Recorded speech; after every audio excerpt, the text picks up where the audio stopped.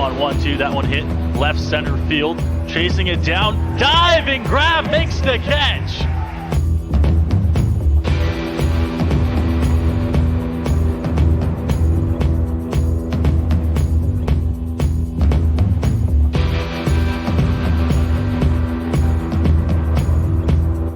Delivery. Ismael Pena drives that one in the air to right field. Looking up and into the darkness, and it's gone! Pena jacks one out of here. A walk-off home run, and we can all go home.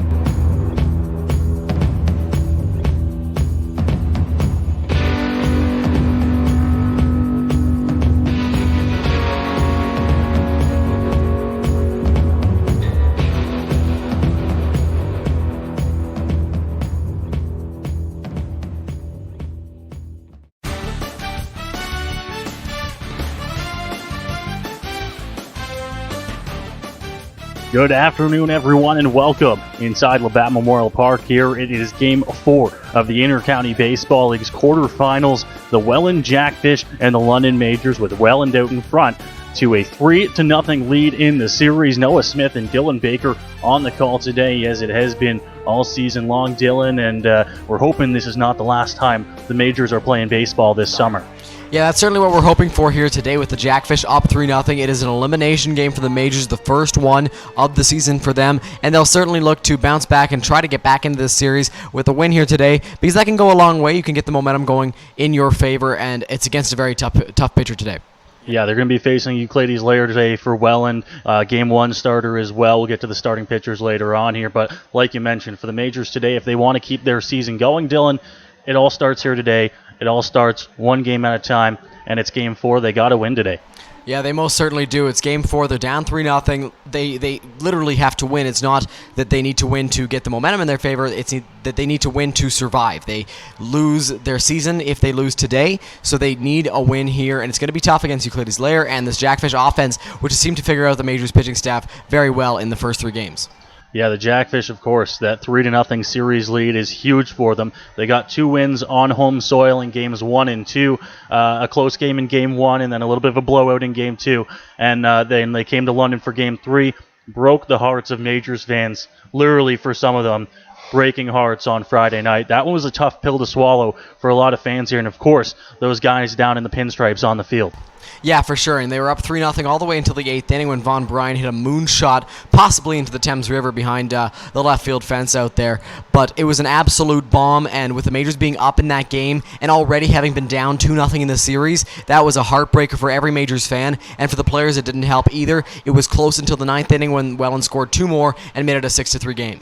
Yeah, the Welland Jackfish out in front 3-0 in the series. Of course, that big win happening just on Friday night. They did get an off day Saturday to go back, regroup, but then they have to come back here on this Sunday afternoon and look for the win. Dylan, here is the postseason bracket right now in the 2019 postseason. Welland out front 3-0, London there. And then you look across the bracket there, and you don't see a whole lot of close series so far.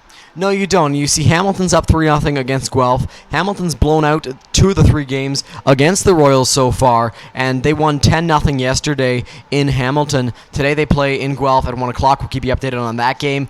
Kitchener is in Toronto for Game 3. They're up 2-0 in their series. We'll keep you updated on that game. That game gets going at 2 o'clock. And then Barrie's blown out Brantford in 2 games so far. That series travels to Brantford for Game 3 tonight at 8 o'clock, so we likely won't be on the air for that. But the lower seeds don't have a win in any of the series, and it's been quite surprising. Yeah, it really has been to see that those series, that a few of those that we thought were going to be close series, this one including right now a 3-0 lead for the Welland Jackfish, 3-0 in Hamilton over Guelph, which we thought, both of us thought was going to be a lot closer of a series. Right now it's not. Of course, that can change. It can change here as well, as we're hoping it for the Majors here on this Sunday afternoon. It's been a pretty exciting postseason, though. Of course, Friday night was an exciting game to watch from both sides. The Majors not coming away with the win, Dylan, but it was a well-pitched game for Miguel Burgos. Yeah, it most certainly was. He went 7 1/3 innings of quality starting pitching, and he ended up being charged with 2 runs. Those 2 he didn't allow to score on his own. John Fitzsimmons allowed to score when he came in from the bullpen. Miguel Burgos was phenomenal through 7 1/3 innings. He really shut down that Jackfish offense. It was the first time that he had faced the Jackfish, which was a little bit surprising, but you know what? The Jackfish couldn't touch him, and it was really good to see a great game all throughout yesterday on both sides. Of course, John Fitzsimmons, a talking point after that game. He had a phenomenal regular season for London. You can make the argument, and we do, that he was the best relief pitcher in the IBL in 2019. But he comes in here in the postseason, and he runs into a little bit of trouble. You mentioned, and me and you talk about it all the time, he's a hard-throwing righty.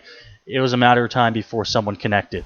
Yeah, for sure. When you face a bunch of power hitters, and Von Bryant is certainly a power hitter, eventually someone's going to get to you, and someone's going to hit a hard fastball a long way with the power that they have. And Von Bryant certainly got a lot of power, and he hit that Fitzsimmons fastball a very long way.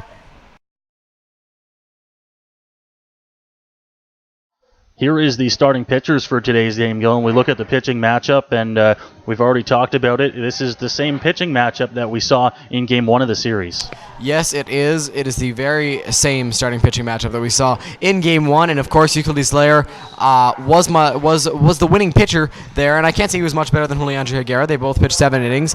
Higuera struck out 9 batters. Layer struck out 8. Higuera did walk 4, though, in Game 1, which is something he'll look to limit here.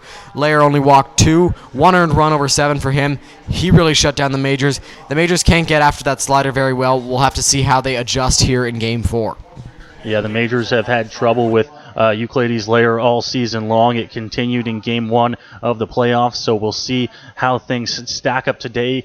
The Majors batters, Dylan, they've seen Layer now a few times this season, though.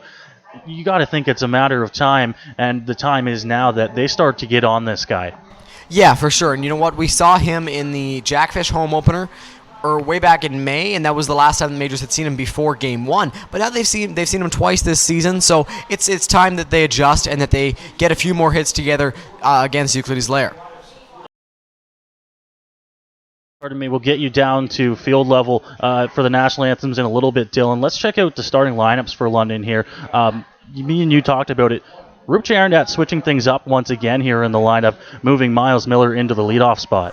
Yeah, so in Game 3 we saw Miles Miller hit second with Yuki Yasuda batting first, but this time it's Miller leading off. In center field, Yuki Yasuda at second base. Izzy Pena moves from the 4-hole to the 3-hole. He's in left field. Cleveland Brownlee drops back to the cleanup spot. He's designated hitter. Josh Williams comes up to the 5-hole to play first base. Of course, Byron Reichstein left Game 3 with a lower body injury, and the team's going to update us whenever they can. But Williams slots into that 5-hole. He's at first base. Mike Ambrose, I want to take a look at him. He's the catcher batting sixth. In Game 3, he hit a ball all the way to the base of the wall. He scorched it, and he's been very good offensively against these Welland Jackfish this season, so we'll see if he can continue that here in Game 4. Carlos Artiega batting 7th at short. Kyle Gormady in right field batting 8th. Steve Froese bats 9th at third base, and Julian Higuera, as we mentioned, is on the mound. Yeah, the lineups there for the Majors. You mentioned the highlighted player, Mike Ambrose. He really has been good all season long against the Welland Jackfish. He had that big home run in the final meeting of the regular season, and he also hit 2 balls to the wall, 2 doubles in last game. Yeah, you know what? He was really, really good for the Majors. He was their main offensive contributor in that game, hitting a couple of balls to the fence. He did a really good job against that Jackfish pitching, against the starter Christian Young, and against the bullpen. The Majors will look to come back in the series. They got to start today with a win here in Game 4. It's going to be an exciting game. We know that. We got 2 of the best pitchers in the league, both aces for the staffs, and they dominated in Game 1, really. It was kind of a low-scoring game until we got to the bullpens. Yeah, for sure. And you know what? Layer only allowed 1 run over 7 innings, and Higuera only allowed 4. 3 of them were earned, so technically he allowed 3 runs. You know what? It was a very well-pitched game, and as soon as we got into the bullpens, that's when the offense started to get rolling. The Majors ended up scoring 2 more runs against the Welland bullpen, and of course the Jackfish scored 2 more against the Majors bullpen. Well, we will take it down to field level now. Eric Collins is just finishing up doing the introductions of the London Majors lineup. We'll have anthems following that as well, so we'll take it right down to field level here on a gorgeous Sunday afternoon from Labatt Park. Right fielder, number 10, Kyle Sorensky. batting on. Third baseman, number 28, Steve Burrows. His starting pitcher for your Welland Majors, number 28, number 21, correction, Leandri Ikera.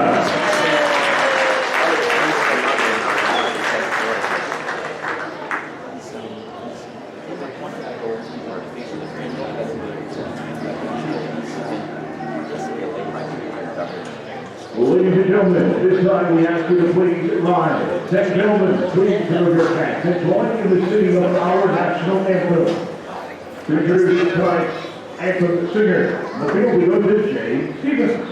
And today we welcome Jenna Colsack, a 17-year-old student at Tampa Central High School, where she's part of the music extension program and sings in their award-winning chamber choir. Oh, Canada, our home and native land, true patriot love in all of us lament. With loving hearts we see thee right, the true North strong and free. From far and wide, O Canada, we stand on guard for thee. God keep our land glorious and free. O Canada, we stand on guard for thee. O Canada, we stand on guard for thee.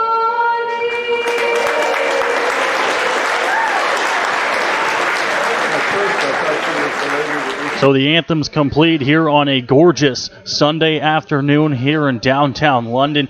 Dylan, you want to take a look at the keys to the game for yourself and for us in the broadcast team looking for the Majors to get back into this series? Yeah, and it's going to be tough to do so, but one thing they've got to do is play with energy. You know what? This afternoon's game is a huge elimination game, and it cannot be taken lightly. The crowd knows it. The players know it. So it's important to keep the crowd into it and play with fire once you light it. Don't let it fade away, because today is a huge game, and if you can play with energy and keep it up throughout the game, you're going to have success. Number 2 is play more small ball. Yes, it's an elimination game. However, Welland's pitching staff has shown that they aren't giving up the long ball in this series, so you're going to need to chip away with base hits. When one of the speedier guys is on base, send him. And when you have a runner on first or second with a run producer coming up, use the sacrifice bunt. Welland has a good staff, so the Majors can't try to hit every ball into the river. And number 3 is neutralize Wilson Soriano. He's been the best player on this Jackfish team in this series, and he's been stealing bases and delivering clutch hits left and right. Through 3 games this week and 5 during the regular season, the Majors should have seen enough of Soriano to find a weak spot, because right now he's been great. Maybe jam him in or hit the outside, because if they neutralize him and Mattingly Romanen, they should have success. Soriano has been fantastic for this Welland Jackfish team so far this season, so the Majors will look to shut him down to get through this game. Higuera's on the mound there, the throw down from Mike Ambrose, and we're just about set and ready to go here from Labatt Park on this Sunday. Game 4 of the Intercounty Baseball League's quarterfinals between the Welland Jackfish and the London Majors. We didn't get to the Welland lineup, but it is Soriano in the leadoff spot to lead things off, Dylan. They get to face him right away. Yeah, and that's obviously not something you want to do if you're the Majors because of how good Soriano has been, but he is in the leadoff spot. A good move by manager Brian Esri for the Welland Jackfish, moving your best on-base guy into that leadoff spot. We'll see how Soriano does here. It's Soriano, Dadson, and Romanen here. Top 3 for the Welland Jackfish to lead things off in the top half of the first inning. Higuera looks like he is set and ready to go here. First pitch of the ball game is there for a strike, so we are underway as Higuera gets ahead in the count. Yes, and Julian Higuera loves to do that. When he does that, he usually has success. Higuera back into it, ready. That pitch is in the dirt. So the count moves to even now, Dylan, at 1-1. You know, Friday night we talked a lot about how the home plate umpire had a pitcher's strike zone. And tonight we see Rob Companion behind the dish, Wayne Hine at first, and Justin Snidely, the crew chief, at third. Interesting to see how Companion manages his strike zone. Higuera's pitch up high, so He now falls behind in the count. 2 balls and a strike here. As mentioned, a gorgeous Sunday afternoon here from Labatt Park. It's Game 4 of the first round of the IBL playoffs. Higuera's 2-1 delivery. Soriano fouls that one off. It will get out of play and even the count up at 2-2. Good pitch there from Higuera, getting Soriano to try and fight that one off. It looked like it was a little bit off the plate outside, but Soriano still went after it. Now it's a 2-2 count. Interesting to see what Higuera comes with here to try and finish him off. He's into his windup here. Light kick delivery. Soriano hits that one in the air. Left center field towards the track, and it's going to fall down past the diving Miller. Soriano's going to get into 2, and it looks like he's going to stop there. And Dylan Soriano has led this ball game off with a leadoff double. Yeah, and a hanging breaking ball there from Juliandre Higuera, and Soriano drove that one to left center field. Miles Miller slow to get up out there. But interesting to see that Miller was the one who went after that ball. Obviously, he's the faster player, and he is the center fielder, the commander out there in the outfield, but he dove and he missed the ball. Pena looked like he was almost there. He could have also probably made the play, but Miller called him off, and unfortunately right there, just missed it. So Miller looks like he's fine in center field as he's back to his feet and back in his position. Brendan Dadson comes to the plate now for Welland, who has Soriano on second to lead things off. Froze at third is in a few steps, protecting against the bunt. That one misses outside, and the count moves to 1-0. Yeah, and Soriano, just like we talked about, he's been the best player in the series for the Jackfish, and he starts things off here today with a double. Pitch to the plate. That one just inside for Higuera. He falls behind. 2 balls and no strikes there. That ball hit by Soriano split the left and center fielders perfectly. Placed right between him and about 2 or 3 feet from the warning track. Higuera set and ready on his 2-0. Pitch delivery. That one's going to miss as well. So he falls behind on 3 straight balls here to Dadson. You know, it wasn't our keys to the game, but it's important for Leandre Higuera to have a good first inning here, hopefully get out of this jam, because he tends to have some not so great first innings, and that doesn't lead to success. That pitch on 3-0 is there for a strike. As Higuera gets into the strike column, it's 3-1. Froze, Arteaga, Yasuda, and Williams across the infield for the majors today. 3-1 pitch now from Higuera, who checks on Soriano. The delivery here. This one is hit off the end of the bat. Froze, foul territory, almost runs it down, but it will drop and the count will move to full. Yeah, Steve Froze chased after that one a long way in foul territory. Unfortunately, it was hit so softly that it was going to drop very quickly, and Froze couldn't quite get to it. Now on 3-2, obviously he didn't want it to get there because Higuera seems to be struggling with his command a little bit in the first inning, and you don't want to walk Dadson here. But interesting to see whether he comes to the breaking ball that Soriano was able to destroy. So Higuera on the 3-2 delivery. That one's in the dirt. He's going to walk Dadson. And the first 2 base runners here will reach for the Welland Jackfish. They have runners on first and second. Still nobody out here in the top half of the first inning. You know, we've seen it all season. Juliandre Higuera needs to settle in the first inning. He has struggled in first innings this season, but after that he seems to be fine. If he can somehow manage to get out of this inning, maybe with a strikeout and a ground ball double play, then he should be fine the rest of the way, but try and limit the bad first innings. So Mattingly Roman into the plate here, catcher for the Jackfish. He's also been hitting the ball well in this series. First pitch from Higuera is going to miss, so he is once again fallen behind in the count here, 1-0. And Juliandre Higuera has thrown 5 strikes and 7 balls so far in this ball game. Romanin taking his time at the dish here, but Higuera's ready on the mound. Williams playing in at first. The pitch up high. Higuera misses again. It goes to 2-0. And Dylan, it looks like he's having trouble at least finding his release point there.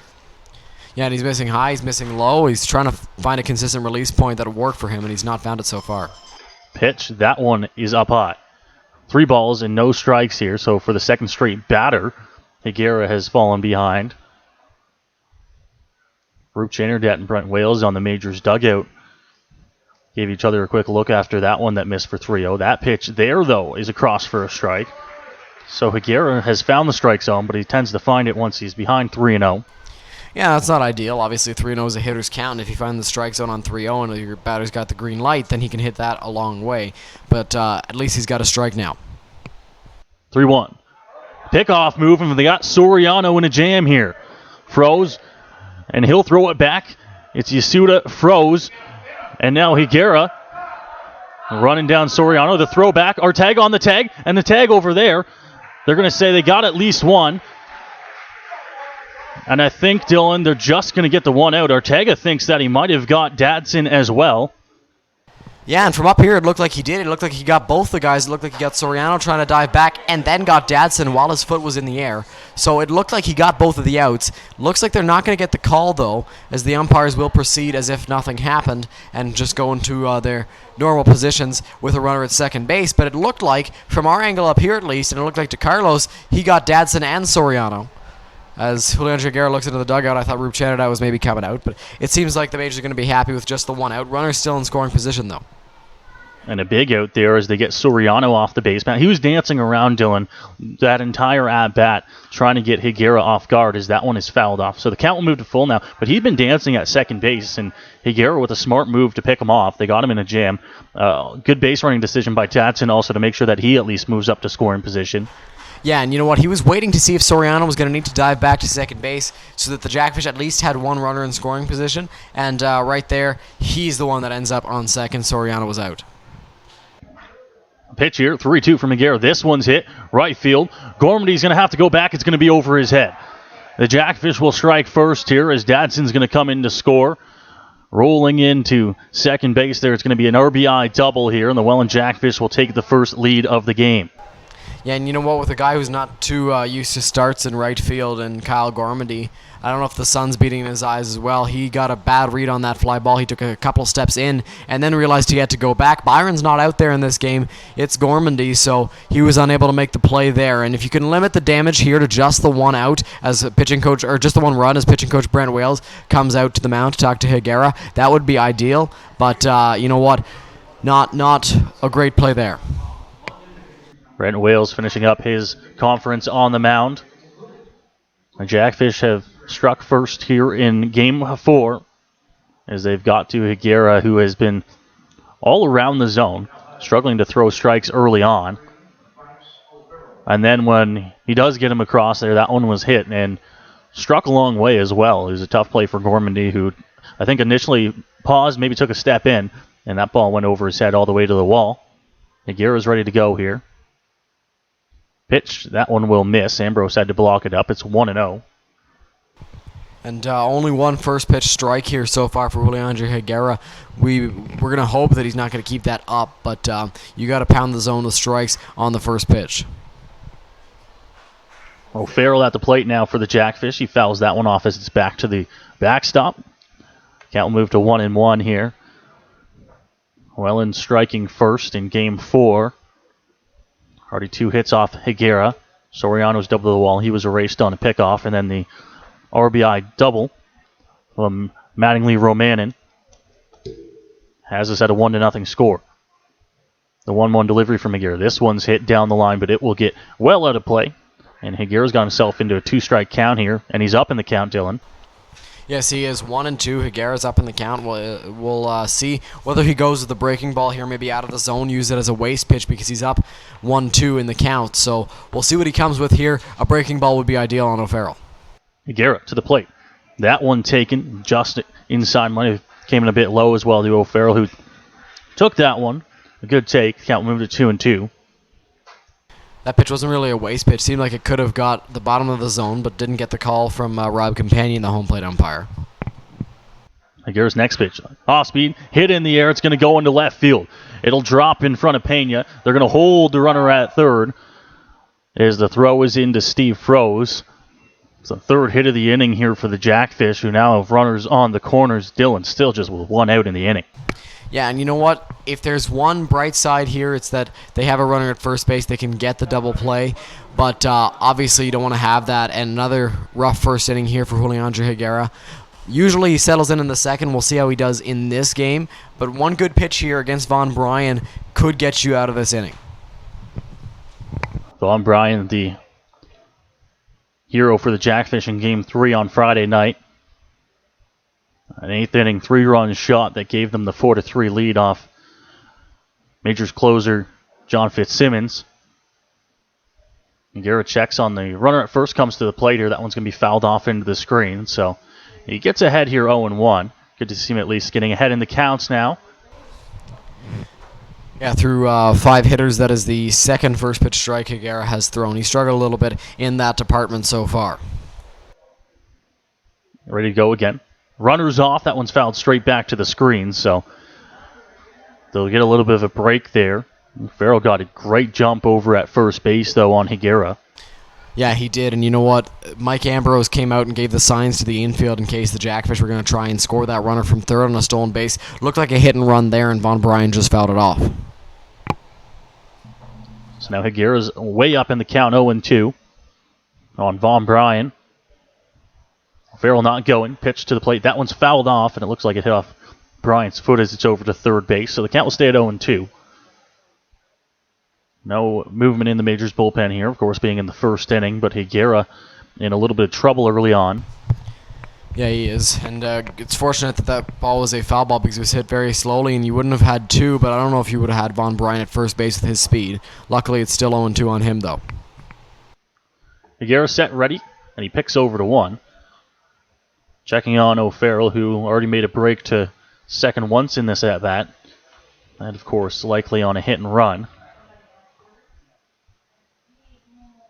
Higuera's got himself in an 0-2 count against the Jackfish number 5 hitter, Von Bryant. Pitch to the plate. This one hit not deep. Yasuda's over into shallow right field, close to the line. He'll make the grab. Runner tagging, but he's going to hold up as the throw was right on line to Mike Ambrose. So a great job there by Yasuda to get over and make the catches in shallow right. And there's the second out here of the first inning.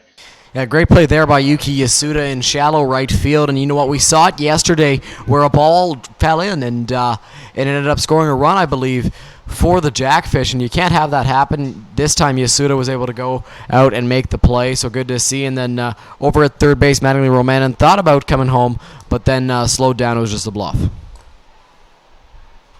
DeAndre Asbury Heath now steps up to the plate, center fielder for the Jackfish. He's got runners on the corners, 2 outs. Higuera will move over to O'Farrell again. Check on him as we still await the first pitch of the at-bat. As mentioned, still in the first inning here, top of 1. Jackfish struck first. They lead by a score 1-0. Higuera to the plate. That one's across for a strike, so he does get up on Asbury Heath 0-1 as well. And you know what? We talked about how Higuera usually settles in the second inning, but he's starting to settle in here. He's thrown a couple of first pitch strikes in a row. It's been good to see. Higuera to the plate. That one's called a strike. So he's up on another batter 0-2. Looks like he's starting to finally find his release point. He's got a chance to get out of the inning here against Asbury Heath, who can battle at the plate better than most guys on his team. That one up high. Looked like O'Farrell at first was off, but it looked like just a fake steal. 1-2 now.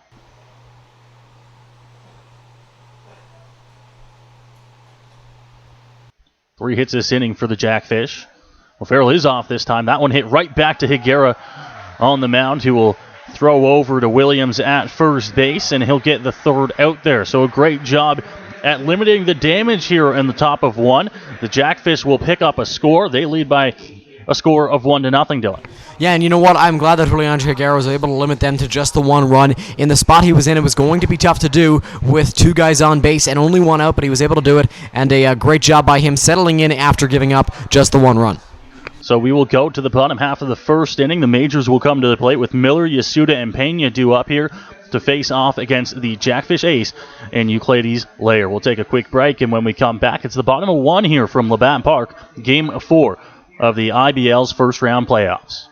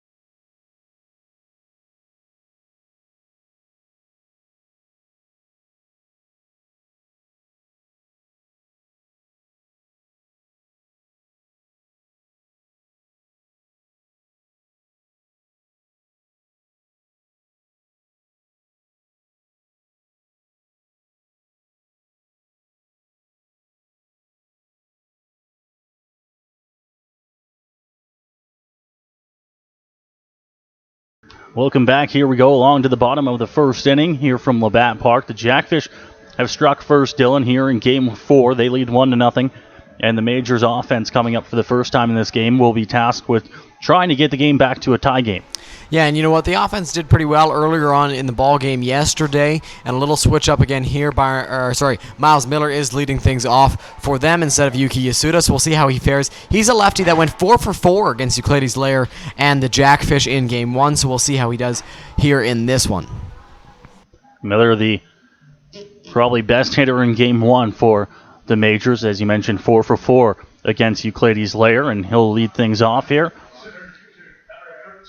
to face Lair in the bottom of the first inning. See his stats for the regular season on the bottom left of your screen there. Miller coming over a little bit late, joining the Majors. Steady center fielder out there, one of the faster guys on the team, if not the fastest. And a great defensive player as well. He can swing the bat for contact, and we'd love to see the Majors get on here. That one hit on the ground. Diving play at 2. The throw to 1. It gets away, so Miller's going to scamper around, and he's going to have to hold at 1, but Miles Miller will be on to lead off the bottom of the first inning here for the Majors. Yeah, that was going to be a very tough play for Grant Okawa to make. He's the second baseman today. It's not Brandon Nicholson. With the speed of Miles Miller running down the first base line, it was going to be a tough play, and Okawa fired it over there, but it went past Bryce O'Farrell, the first baseman, and Miles actually had to jump over O'Farrell, who tried to pull off the stretch, and he ended up tripping and falling, so he could not advance to second, which was good for the Jackfish, but good to see that the Majors have a base runner right away. And Miles Miller, I thought that one was going to get through up the middle as well, Dylan, and Miller's been great against Lair so far in this season, and this postseason as well. 4 for 4 in Game 1. He's on to lead things off. Yasuda squares around, but pulls back as that one's going to miss. So the count will move to 1-0 here. You know, right there, Yuki Yasuda squared around to possibly lay down a sacrifice bunt, and you know what, that's a small ball we were talking about earlier on in the pregame show, so we'll see if he tries to execute one here. Lair to the plate. Yasuda does get one down. It's to the pitcher, Lair. He'll have no out except for first base. So Yasuda will use the sacrifice and move Miller into scoring position here with just one out in the bottom half of the first inning. Yeah, and right away we see that the Majors are using the small ball, trying to beat the Jackfish at their own game because they're very good with that. So Yuki lays down a beautiful sacrifice bunt, gets Miles up to second base, and now you got the heart of the order coming up with a runner in scoring position and only one out. So it's Izzy Pena to the plate here for the Majors. That one now coming up with a runner in scoring position after the sacrifice bunt. I imagine it would be scored for Yuki Yasuda. Pena in left field today for the Majors, facing off against Euclides Lair. Pettipies not playing in at third. Pitch. That one going to miss to Pena, so Lear falls behind in the count 1-0 here on the Majors' number 3 hitter. Big power lefty bat.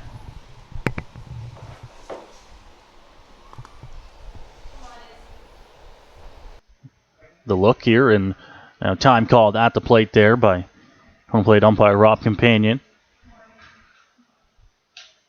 Pena in that left-hand batter's box. A very tall stance as he'll look and await the 1-0 pitch here from Lair. Lair's checking on Miller at 2, who's dancing around a little bit. Soriano right behind him. The pitch off speed is going to drop in there for a strike on the other edge. Count evens up at 1-1. Right there, we got an early example of that good off-speed stuff from Euclides Lair on the mound. It looked like it was going to be outside, but then came right back onto the plate. He's got a great slider. He has that good off-speed pitch. We've seen it before. Miller, once again, getting a fairly decent-sized lead over there at second base, causes Soriano and Lair to check on him. We await the 1-1 pitch here to Ismail Pena. The pitch to the plate, Pena hits that one, but it's going to be foul towards the Jackfish dugout. A ball and 2 strikes now. You know what, the slider from Lair can be at times a good pitch for the lefties to hit as long as it doesn't come too far in on them. If one hangs over the plate for Izzy Pena, don't be surprised if he takes a big cut at it and hits it into one of the gaps. Pena in a 1-2 hole now.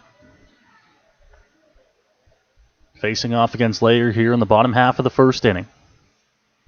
Miller's on second base with a big lead. The pitch. Pena hits that one. It's going to get through the hole. Miller's going to be waved, and he's going to come around to score easily here. And the Majors have tied it on an Ismael Pena RBI single. Yeah, you know what? Right there, Izzy Pena didn't hit that ball too hard, but he hit it into a hole, and that's small ball too, because Izzy Pena wasn't trying to do too much. He wasn't trying to scorch a ball into one of the gaps or over the fence. He just wanted to get Miles Miller over. Saw a hole. Soriano was always shaded up the middle on Izzy Pena, and most of these Majors lefties, he hits one right through the hole there, and with Miller's speed, there's no way he wasn't scoring on that one. It's a tied game already. Great to see that they have an early run on Euclides Lair. Soriano, the shortstop, Dylan, was playing, and he was checking on the runner, Miller, at second base. He was right behind him. He was probably 4 or 5 feet from second base, and there was no chance he was getting to that really soft ground ball. As Lair misses on his first pitch now to Cleveland Brownlee, the designated hitter. Yeah, there was really no shot for Soriano, and for the left fielder, Von Bryan, no shot at throwing out Miles Miller. And you know what? That sacrifice bunt is huge now, because that is what allowed Miles Miller to come around and score, because he was in scoring position after the bunt from Yasuda, so small ball working. Fastball, outer edge, but doesn't get called here, so it's 2-0 now on Cleveland Brownlee. Bryan in left field wasn't going to have a shot to get Miller, as that ball was barely hit hard enough to get into the outfield grass. 2-0 delivery. This one, outer edge, a little bit more in, gets the call, so it's 2-1 now. Yeah, and it seems the game plan for the Welland Jackfish against Cleveland Brownlee is to hit the outside corner, whether it's with an off-speed or a fastball. They've been hitting it so far. Pena on first base here, not taking an overly huge lead. Euclides Lair, a pitcher that is not afraid to throw over to any bag. Throws over a fair amount, 2-1 pitch. Inside to Brownlee, so now the count moves to 3-1. They're in danger of walking the designated hitter. Yeah, and you know what? Cleveland's not really a threat on the base paths with his speed, but you know what? You don't want to walk him and have two guys on base. Lair now checks on one, comes to the plate here. That one's outer edge. Brownlee thinks it's off the plate. So it goes now to 3-2 on a pitch that, Dylan, I think that's the third time we've seen them go with the fastball on the outer edge this at bat alone. Yeah, and they're really trying to hit that outside part of the plate against Cleveland, not giving him anything on the inside that he can pull, because that seems to be his strength. So they try to hit the outside there, and that time it looked from up here like it did hit the outside corner. So a good call from Rob Companion. Brownlee now in a full count on Lair. Pitch. That one is outside, as it's about 2 feet off the plate there, and Brownlee will take the walk here to put runners at first and second with one out, now bringing Josh Williams to the plate. Yeah, and Cleveland doesn't get cheated up there at the plate. Even the pitch that narrowly missed, he took, and the pitch that was over the outside corner, he took, thinking it was a ball. So you know what? Cleveland is a great, very patient hitter at the dish, and he gets on base there. Josh Williams has a great shot to drive home a run against a righty who's got a good off-speed pitch, and if he hangs one, Josh Williams can hit it a long way. So Williams with a pair of runners on base, now one out. Pena not exactly speedy, Dylan, but he's not slow either. If you get a ball in the outfield, you got a good chance to score him, especially with how deep the Jackfish outfield is playing. First pitch. That one's right there to Williams. It's 0-1. Yeah, you do if it gets into the outfield. And it looks like that Lair actually has some late movement on that fastball. That one looked like it was going to be inside on Williams, but it cut back over the plate. To the plate here. That one's way inside, almost hits Williams as it came at his ankles, and it's now even at 1-1. Williams' stats for the season there on your screen. Coming in to the major season, and he picked it up at the end of the regular season to bring his batting average up to 1-1. Williams fouls that one straight back to the screen. A ball and 2 strikes now on the major's first baseman. Yeah, and Williams joined the team late. I believe his first game was June 28th against these Jackfish, and he was struggling in the beginning because the team he was playing for before didn't give him much playing time, but once he got consistent playing time with the majors, he was able to raise that batting average near the end of the regular season. Lair's set on the mound here, checks on Pena, and comes to the plate. That one's inside to Williams. So they come with him on fastball on 1 and 2, and it's even up now. Williams with a big hard swing, and expect the same on 2 strikes as well. So if he can get a ball into the outfield, even in the gap, he's going to score Pena easily. A 2-2 delivery. Off speed there. He hits that one. It's going to get into right field. Pena's going to be waved home. It gets past Dadson and right. Now Brownlee's going to go to third. And the Majors will take the lead here on a Josh Williams RBI single. And Josh Williams scorched that ball. We talked about if Lair leaves an off speed, don't be shocked if Williams hits the ball hard. And he did right there, getting it into right field. Brennan Dadson tried to come up throwing to get Izzy Pena at the plate, but he ended up missing the ball, which allowed Cleveland Brownlee, who had some very heads-up base running there, to get to third base, and now the Majors have a 2-1 lead. Dylan, it looked like even if Dadson didn't miss that ball in right field, that Pena was going to score. He had a good jump on the base hit, and Brent Wales was waving him all the way, but I believe it will be charged an error, or at least it should be on Dadson, because it allows Brownlee to advance to third. Now runners on the corners here for Mike Ambrose. Layer's first pitch is off the plate, so the count will move to 1-0 here on the Majors catcher, a highlighted player in the pregame show. Had 2 doubles on Friday night's game. A Game 3 loss to these Jackfish. 1-0 delivery. Inside to Ambrose. So it's now 2-0. And no error charged to Brendan Dadson, the right fielder, and Layer is struggling to find the strike zone as Higuera was in the first inning. Higuera struggled to find the zone, which allowed the runners on base, but for Layer, it's the runners on base that are causing him to fall behind in the count. That one is across for a strike, though. It's 2-1 now on Ambrose. And he's collected his 200th hit as a London Major in the IBL here this season. In a season which he wanted to have his average a little bit higher, but he'll take it coming into the postseason. He fouls that one straight back to the screen, so things even up in the count now at 2-2. And you know what? Ambrose was not too happy with his average in the regular season. He wanted to have it a little bit higher. But you know what? In the last part of the season, he did a very good job at getting more base hits and getting on base more. So he'll take it coming into the playoffs, and he'll look to continue. A 2-2 count now. Layer works with Williams on first and Brownlee on third. Brownlee walked and then advanced to third on the Williams RBI single, which scored the second run of the inning here to give the Majors a 2-1 lead. Ambrose looking to try and extend that lead here for London, who have already put 2 runs across in the first inning on Layer. Layer only gave it 1 earned run in Game 1. He's already given up a pair of runs here. That one inside, it hits Mike Ambrose. He's going to head down to first base, and that will load the bases here for Carlos Ortega in the bottom of the first inning. Yeah, not what you wanted to do if you're Layer, having the bases loaded in the very first inning. So that'll cause a mound visit here for the Welland Jackfish because of the hit by pitch, and the bases are loaded with only 1 out. You can get out of the inning with the double play ball. Going to be tough to turn on Carlos, though, who does have speed, and Layer struggling to find the zone here. And you know what? I was talking to the guys in Welland in Game 2 when I was over there, and they were saying that Layer is really, really good at home, and he hasn't lost at home at all this season. But on the road, he's not as comfortable, and it's showing here. Both pitchers in the game so far, both starting pitchers, Higuera and Layer, looking to not be themselves here in the first inning. Higuera was able to get out of the top of one with just 1 run coming across the score for the Jackfish, but Layer's already got 2 across here, and he's in danger of giving up more as Carlos Ortega comes to the plate here. Bases loaded, 1 out. And Dylan, you mentioned he's a tough guy to double up. Yes, he is. Carlos has speed and a very fast runner coming up the baseline, so he's a tough guy to double up. And even Mike Ambrose isn't that slow coming from first to second base. The Jackfish won't bring the corners in, so it looks like they're going to try to turn 2 elsewhere. Ortega swings right through that one. He was on the inside part of the plate. The count moves to 0-1. You know, in today's Majors lineup, we see 4 lefties, and Layer struggles against lefties, but against righties, he is dominant. Pitch. That one right on the outer edge. Ortega takes it. It's 0-2, so Layer does a great job after the mound visit. He gets 2 straight strikes, and he's way up here on the London Major shortstop. Bases still remain loaded here.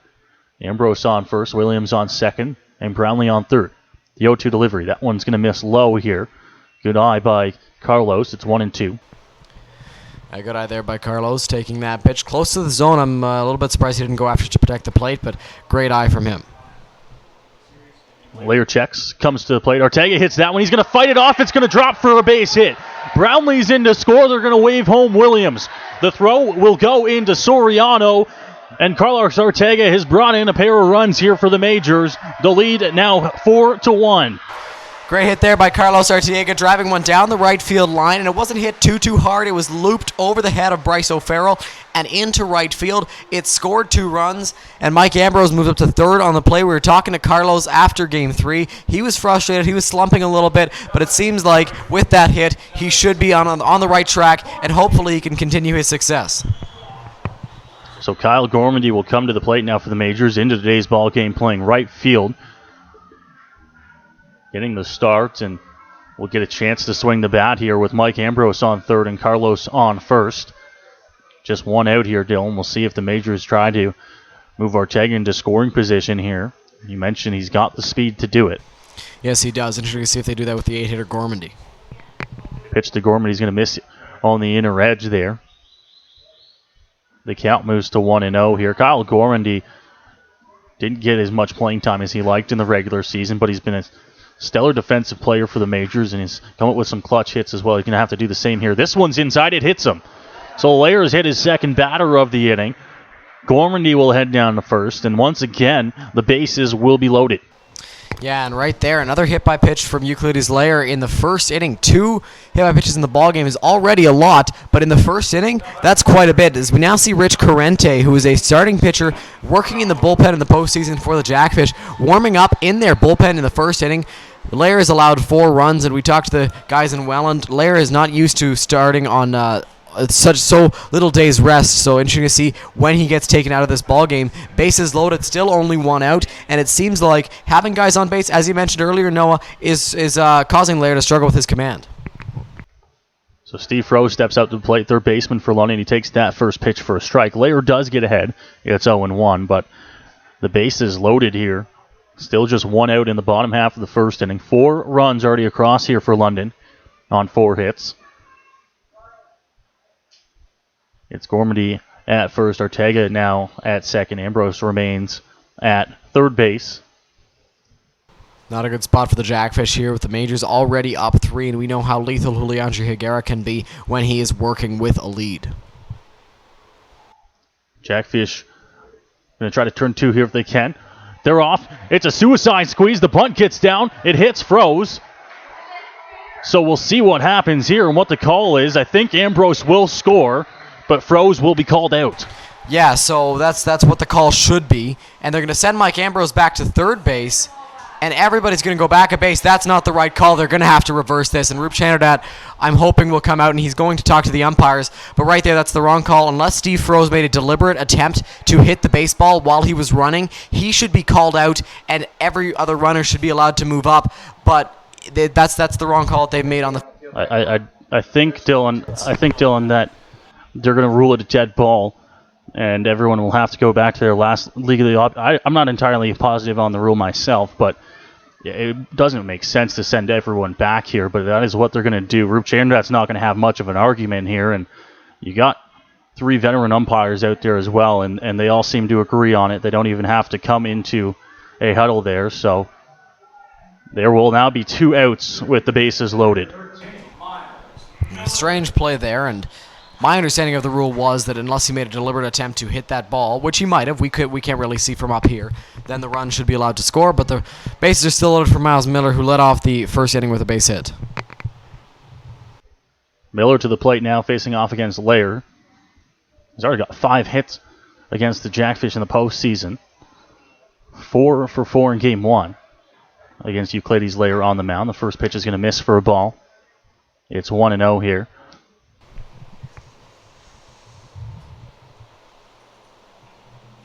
Lair comes set on the mound. Comes to Miller. That one's going to be fouled off into the screen. The count will even up at 1-1 now. So after that, Froese is going to be called out there. And the runners on the bases will stay the same as they were. Ambrose at third. It was a beautifully placed bunt as well. Getting down the line there. Ambrose was off right away. Yeah, and unfortunately it went and hit Steve Froese, but a beautiful bunt. To the plate. Miller hits that one. It's going to get down the line. It's going to drop in front of Dadson. Ambrose to score. Arteaga is going to be waved. Miller's going to be at first. And he's brought in another pair of runs here for the Majors, and now they got Gormandy in a pickle. The throw, and now they got him down. He's going to be tagged out there as Gormandy will be tagged out. And it looks like that will do it for the first inning here. But the Majors pick up another 2 runs there. 6 runs come across. Yeah, 6 runs in the first inning against the Jackfish ace. I'd say that's pretty darn good for the Majors. An ideal first inning, maybe even more. Great job by Miles Miller ripping that ball down the right field line and hard, scoring 2 more runs. The 2 runs count, and then Kyle Gormady got caught in a hot box down the third base line. So he is retired, but 6-1 after 1 inning. That's pretty darn good for the Majors. So the Majors pick up a 6th spot here on Euclides Lair in the bottom half of the first inning. We'll take a quick break, and we'll come back with the second inning. Higuera will have himself a 5-run lead. Are you looking for that perfect birthday gift this summer? Then make sure you visit the London Majors team store located under the grandstand at home games or online at londonmajors.com. The Major store has lots of different items including t-shirts, game-used jerseys, hoodies, and Collins Major socks, compliments of Collins clothiers. The Major store also has multiple different styles of London Majors official New Era caps. So make sure you visit us under the grandstand at home games or online at londonmajors.com.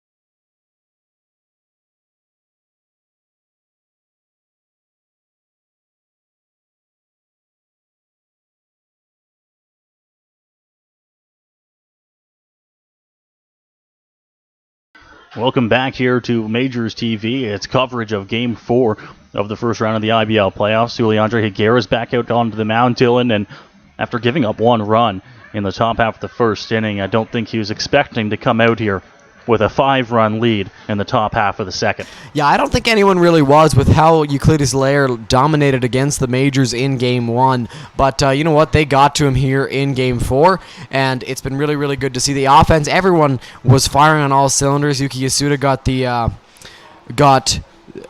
got a sacrifice bunt, and everybody else got a hit except for, I think, Steve Froese, who got the awkward ground ball on the suicide squeeze attempt. But everyone was hitting, and it worked out really well for the Majors, who are now up by 5 as we head to the top of the second. 1 inning for the Majors. They pick up 6 runs on 5 hits. More runs than they had all of Game 3, and more hits. Well, almost equal the amount of hits they had all of Game 3 as well. We'll lead things off here in the top half of the second inning now.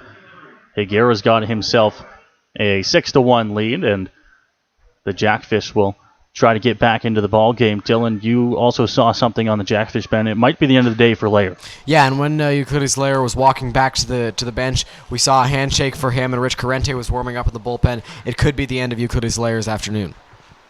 Higuera working with the lead now, gets ahead 0-1 on the first batter he is seeing. A great job for him to get ahead, and of course a little bit more comfortable working with the lead. Set and ready to go. That pitch going to just miss. Looked pretty good, but the count will move to 1-1. Fun little stat, the Majors have scored 9 runs in the first 3 games and 6 here already, so it's been really good to see. They've doubled the amount of runs that they've scored in each one of the games. Pitch to the plate. That one's going to be called a strike. So it goes to 1-2 here on Grant Okawa, who's leading things off for the Jackfish in the top half of the second inning. Trailing by a score of 6-1. Higuera's 1-2. That one hit down the right field line, but it's going to go foul. Out of play. Count will stay where it is at 1-2. Interesting that Grant Okawa is in the lineup today, and instead of Brandon Nicholson, who was doing a really good job in that leadoff spot in the first 3 games, but Okawa is now in as the second baseman, possibly something that Nicholson was dealing with. That one just inside on 1-2. Higuera thought that he might have been able to catch the edge of the plate there, but nonetheless it moves to 2-2. The Majors infield playing relatively deep here up the middle on Okawa. Ortega and Yasuda on the grass. Pitch is that one's hit right field. Gormandy's going to get beat by it. It's going to go all the way to the wall. Okawa's going to have extra bases to lead off the top half of the second inning. He'll stroll into second, and that's where he will stay to lead off the top half of the second. Yeah, and Grant Okawa just drove that ball into right field over the head of Kyle Gormady and all the way to the wall. And right there wasn't that Kyle Gormady misplayed it or anything. It was just over his head. And it seems like the Aces are both not themselves in the first inning and one batter of this ball game, as Higuera's allowed more extra base hits than he usually does, and Lair allowed the 6 in the bottom of the first. So now the Jackfish have a chance to get at least one run back here in the top half of the second inning. Andrew Mercier, the designated hitter now for Welland. Lefty on lefty, facing off against Higuera. Pitch is going to be right there. Called a strike, so the count will move to 0-1 here.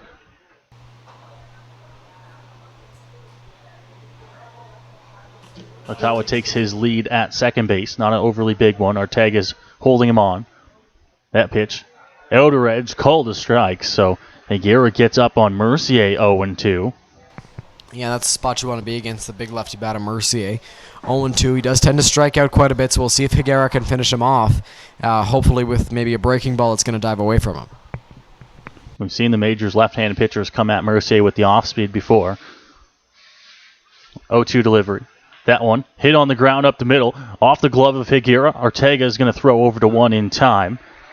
So they'll grab the force out there. Okawa will move up to third base, and now Higuera's on one knee in front of the mound. Roop Cherndad's going to come out of the majors' dugout. Williams was over from first base right away, and Dylan, I didn't see, did he slip on the mound there? I think he might have twisted his ankle or something, because he went down awkwardly after he tried to field that ground ball, and I think he landed wrong trying to field the ball after he had landed on the pitch.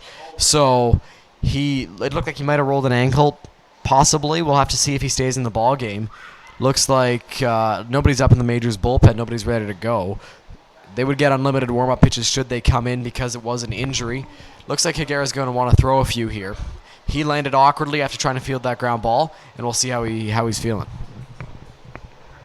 So Higuera is up and walking around on the mound at least. Roop Cherndad's out there with Rob Companion, the home plate umpire. I imagine that it will go down as an injury visit. Roop Cherndad won't be charged with a mound visit here. Although Higuera does have his first out of the inning on that force out. Okawa moving up to third base. And it looks like Higuera's fine there. And he tried to make the play on the ground ball, but luckily with Mercier not being the fastest runner on this Jackfish ball club, Arteaga was able to take his time and still make a strong throw to first base and make the play for the first out. Obviously, you don't want to have Okawa at third base, but as long as you have one out, you're fine. So runner on third now with an out in the inning. Mike Ambrose trying to position his infield as well. First pitch from Higuera is going to be on the inside part of the plate. Count will move to 1-0. Nolan Pettipies, the batter here for Welland. Higuera's 1-0 is going to be outside. He falls behind in the count.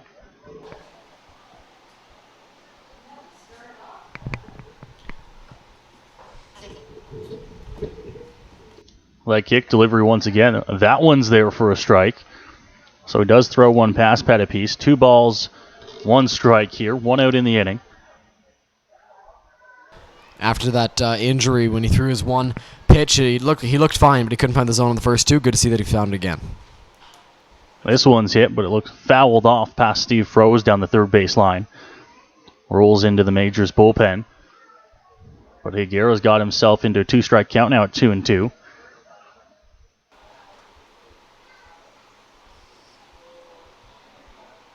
Facing off against the bottom of this Welland Jackfish order as the leadoff man. Wilson Soriano on deck, the pitch up high. No movement from Pettipies on that one, way out of the zone, it's full. And you know what, I was expecting Higuera to come with the fastball there, which he did, went up, and Pettipies didn't bite.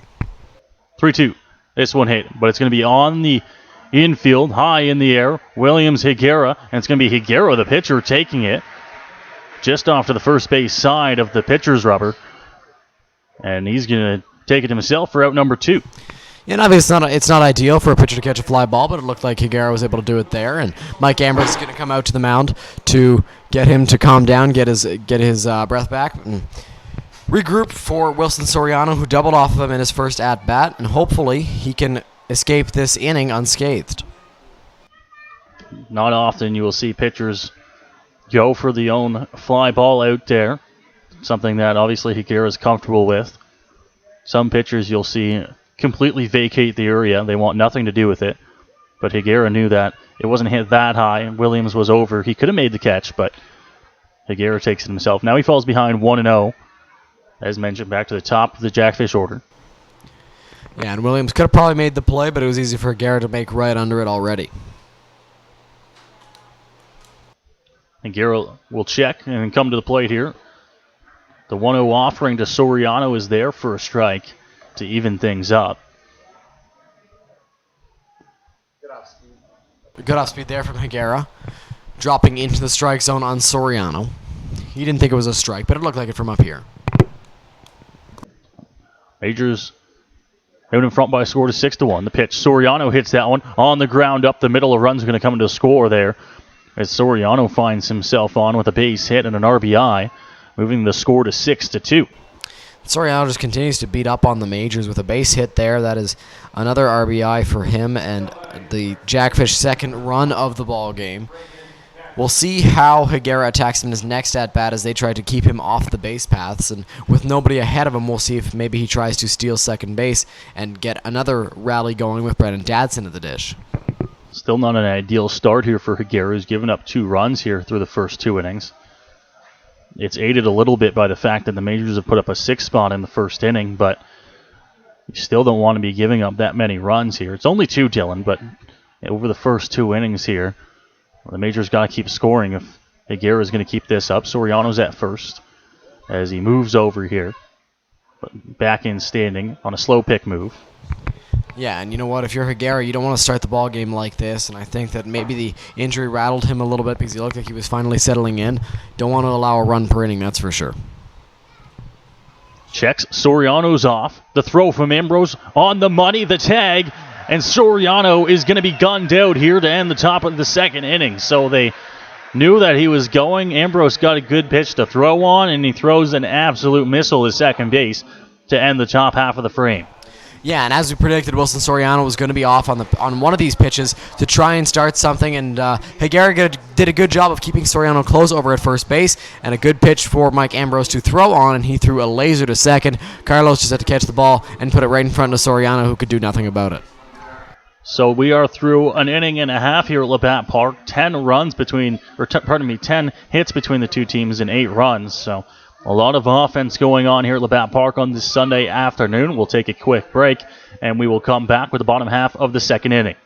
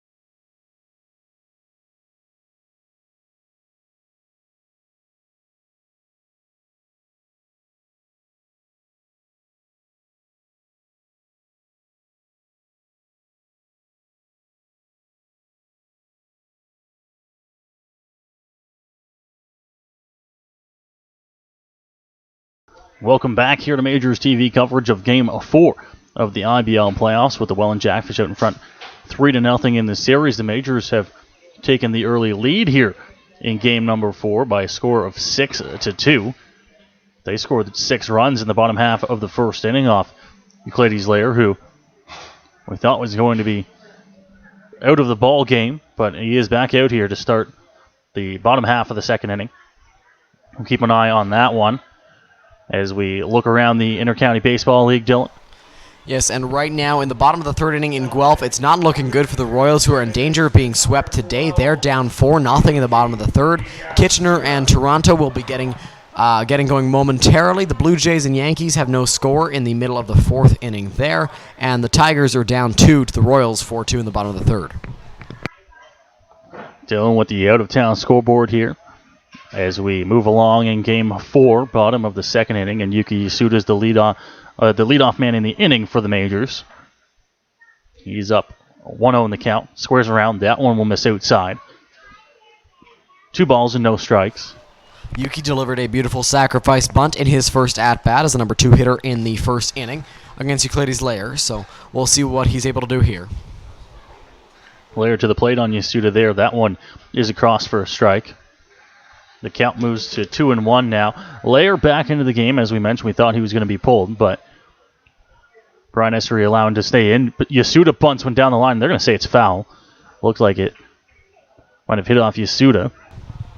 And just the way he came out of the box there, he didn't come out of the box right away. It almost looked as if something hit him, and it looked like the ball hit him off of his bat. Beautiful bunt, though, after it hit him in the foot. So Lair's got himself a 2-2 count here on the Major second baseman, Yuki Yasuda. Comes set on the mound. His delivery, off-speed. Yasuda goes around at the off-speed offering there, and it's going to be a strikeout to start the inning. Yeah, and Yuki Yasuda, not a big strikeout guy, but right there, the off-speed from Euclides Lair worked to perfection, and he's got a very good off-speed pitch. Seems like he is settled in with that a little bit in this one. We'll see how he fares against Izzy Pena, though. So Ismael Pena to the plate here. Izzy a base hit through the left side in his first at-bat of the game. Looking to try and start the Majors inning here with an out on the board. Facing off against Lair for the second time this afternoon. Hits that one down the line, but it's going to be foul ball as it's down near the Jackfish bullpen, 0-1. Byron Reichstein, we mentioned with the injuries, over at first base, is a first base coach today. Not in the game. 0-1, Lair to the plate. Pena takes that one inside, evens the count at 1-1. And everything seems to be running in on the lefties. Izzy Pena there had that one inside and almost hit him. So we'll see what Lair comes with now. Pitch, that one's inside. Pena gets up in the count to 2 balls and a strike. And we've seen Lair go inside a number of times on the left-hand batters.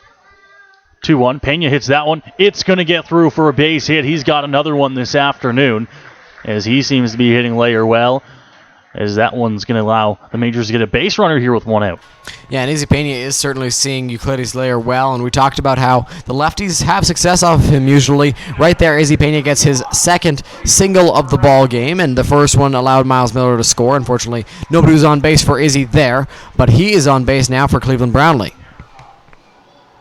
So Cleveland Brownlee will come up. He reached base his first time up. Didn't get a whole lot of good pitches. They seem to be throwing Brownlee outside here in the series, and no different here today. He fouls, or pardon me, that one's in play over to third base. Going to be a tough play. Brownlee is going to be out at first. A bang play. He doesn't like the call.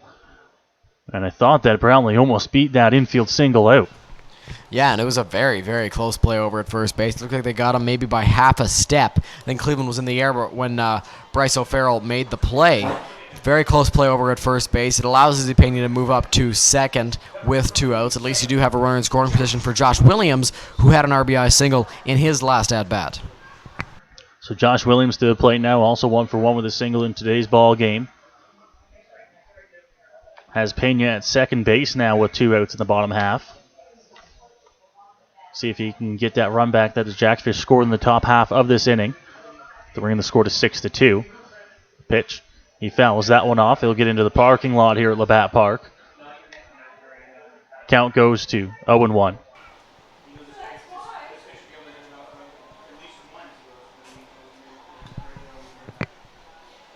Lair working here in the second inning of his start this Sunday afternoon, the 0-1. Williams hits that one. Left field. That one is going to go! Josh Williams. Von Bryant can only turn and look, and Williams adds on to this lead for the Majors.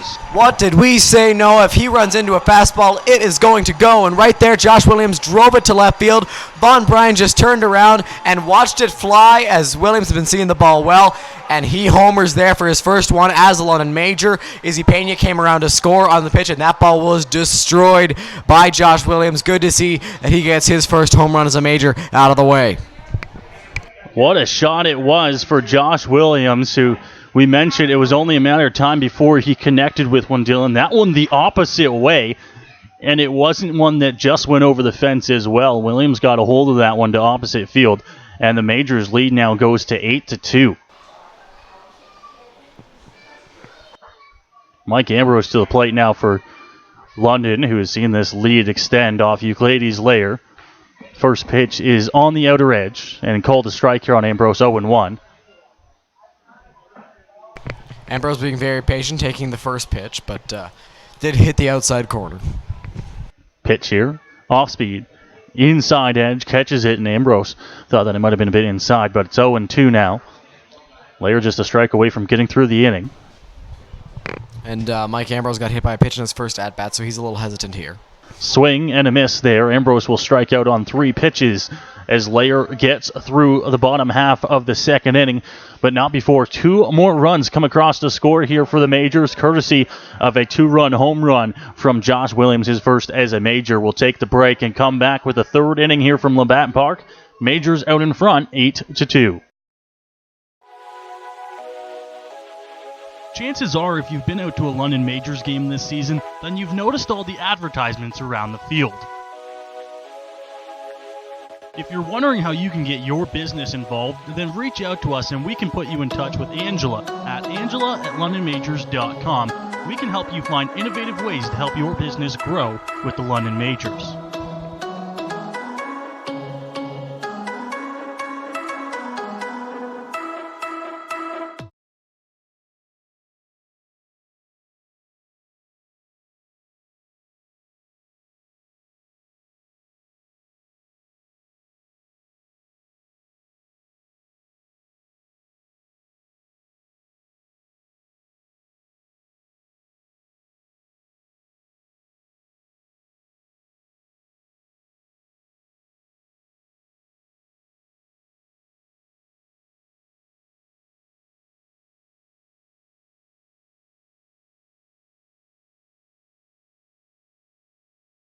So we come back here to the top of the third inning here from Labatt Park in Game 4 of the IBL's first round of the playoffs. Dylan, the Majors seem to be having a lot of fun at the plate today. Yes, they are against Euclides Lair, the ace for the Welland Jackfish. They are having a whale of a time in the batter's box. They've scored 8 runs in just 2 innings, and I think that will be enough to get Euclides Lair out of the ballgame, but we'll have to see. You mentioned that Lair not as comfortable pitching on the road, and you could see it here. He was missing his spots a few times and missing over the heart of the plate there as you saw Josh Williams connect for his first home run of the postseason, first home run as a Major, over the left field wall. Von Bryant can only turn, give it a couple steps, and watch as the Majors lead grew from 6-2 to 8-2. Yes, it did. Williams destroyed that ball. And Noah, if I may, I'd like to provide an out-of-town scoreboard update, but not really baseball-related. Bianca Andreescu, the Canadian tennis player, has won the Rogers Cup, a tournament that takes place in Canada, if you were unaware, so congratulations to Bianca. Now back to baseball. A fantastic win at the Rogers Cup there. Bianca, of course, a young tennis phenom here. Mississauga, Ontario native, and a big win there, Dylan, in the Rogers Cup. Higuera has got himself a 8-2 lead here as he comes back out, as that one is fouled off here at the plate. He gets ahead in the count here, and it's got to be good for Higuera here, working with the lead. Yes, I'm sure that's a very comfortable lead for him now, up by 6 runs after he allowed the 1, the Major scored 2. He loves working with it. That one's going to be into left, a leadoff base hit here for the Jackfish as Dodson sends that one, and he'll be on base with a leadoff single. You know what? We've seen quite a bit of leadoff base hits. Every inning that Julian Higuera has pitched so far in this ball game has had a leadoff base hit. The first 2 were doubles. This one a single, and Higuera's just not looked comfortable to lead off the innings. So a runner on to lead off the top half of the 3rd inning, as mentioned, as Dadson found his way with a base hit over top of a leaping Steve Froese at 3rd. Manly Romanin now will come to the plate here for Welland, the catcher in the ball game. Higuera checks on Dadson, comes to the plate. That pitch is going to be called a strike on the inner edge here. He'll get up 0-1. Yeah, it's a late call there from the home plate umpire, Rob Companion, but I'm sure that the Majors will take it. Higuera checks on Dadson, whose lead isn't a huge one. The pitch to Romanin is there for a strike. The breaking ball cuts back in, and it's 0-2 here. Great job by Higuera to get ahead. Yeah, very good job by him, and it seems like he's really got the command of his breaking ball now in this ball game, as that one was a beauty. 0-2, the delivery to the plate. Off speed, this one hit on the ground. Froese, a chance. He goes to 2, Yasuda back to 1, but it's going to be well laid at first base. They'll take the force out for the first out of the inning here. A slow developing play that I don't think they had a shot on to get to the entire way. Yeah, slow ground ball, a chopper. Steve Froese actually barehanded that ball over at 3rd base and fired it to Yuki Yasuda at 2nd, but there was no real shot at getting Manly Romanin, who runs pretty well at first base. So they get 1, unfortunately not 2. So O'Farrell comes to the plate here for Welland after the first out was recorded for Higuera on the fielder's choice. So they'll swap places. Romanin now at first base. Off speed to start him again. That one catches the zone. It's 0-1. Higuera loves to use the off-speed. He'll use it in any count, and right now he's got it working. So it's a very good pitch for him when he's got it, and today it seems he does. Higuera checks again and comes to the plate. A swing and a miss there. Farrell right through the fastball. No balls, 2 strikes here. 0-2 on O'Farrell. And you know what we haven't seen yet, Noah? We haven't seen a strikeout from the IBL strikeout leader in the regular season in this ball game. So we'll see if the first one is here against Bryce O'Farrell now that Higuera's settled in a bit. 0-2. Checks and comes to the pitch. That one's blocked up by Ambrose in the dirt. A little bit of a waste pitch there. Probably not the location he wanted it, but the count will move to 1-2. Yeah, and it's a waste pitch. You're up 0-2. You can use a waste pitch, and right there they just did. Not where he wanted it to be, but it's still 1-2, and it's still a pitcher's count. Higuera quickly checks and then comes to the plate here. Inner edge, but it's going to be 2 inside to get the call. The count will even itself up at 2-2. The crowd, not an overly huge one here on this Sunday afternoon contest, game 4, but it's a gorgeous day for baseball. Higuera working here in the top of the 3rd inning. Pitch, swing and a miss. There's his first. As he gets O'Farrell down for the first punch out in the 2nd out of the inning. Worked to perfection there, Noah. I mentioned he didn't have a strikeout, and then he gets his first on Bryce O'Farrell. So good to see that Higuera has his first strikeout, as he is a strikeout pitcher. And when he's got strikeouts, he starts getting going. And Von Bryan steps up to the dish. He was down 0-2 in his first at-bat. He popped up to Yuki Yasuda, though, for the 2nd out of that inning. We'll see how he fares now with 2 outs and a runner at first. So the first strikeout for Higuera in the game. He's been using a lot of ground balls today, which is not a bad thing either. Got 2 outs. Checks and comes to the plate. That one's going to be off, so the count will move to 1-0. Pitch just missed low there on Von Bryan from Higuera. Still pretty close. The off-speed offering is going to be on the outer edge. Catches the corner there. Count moves to 1-1. Ortega and Yasuda playing relatively deep and a little bit pinched towards the middle here on Von Bryant. Pena deep in left field. So is Miller in center.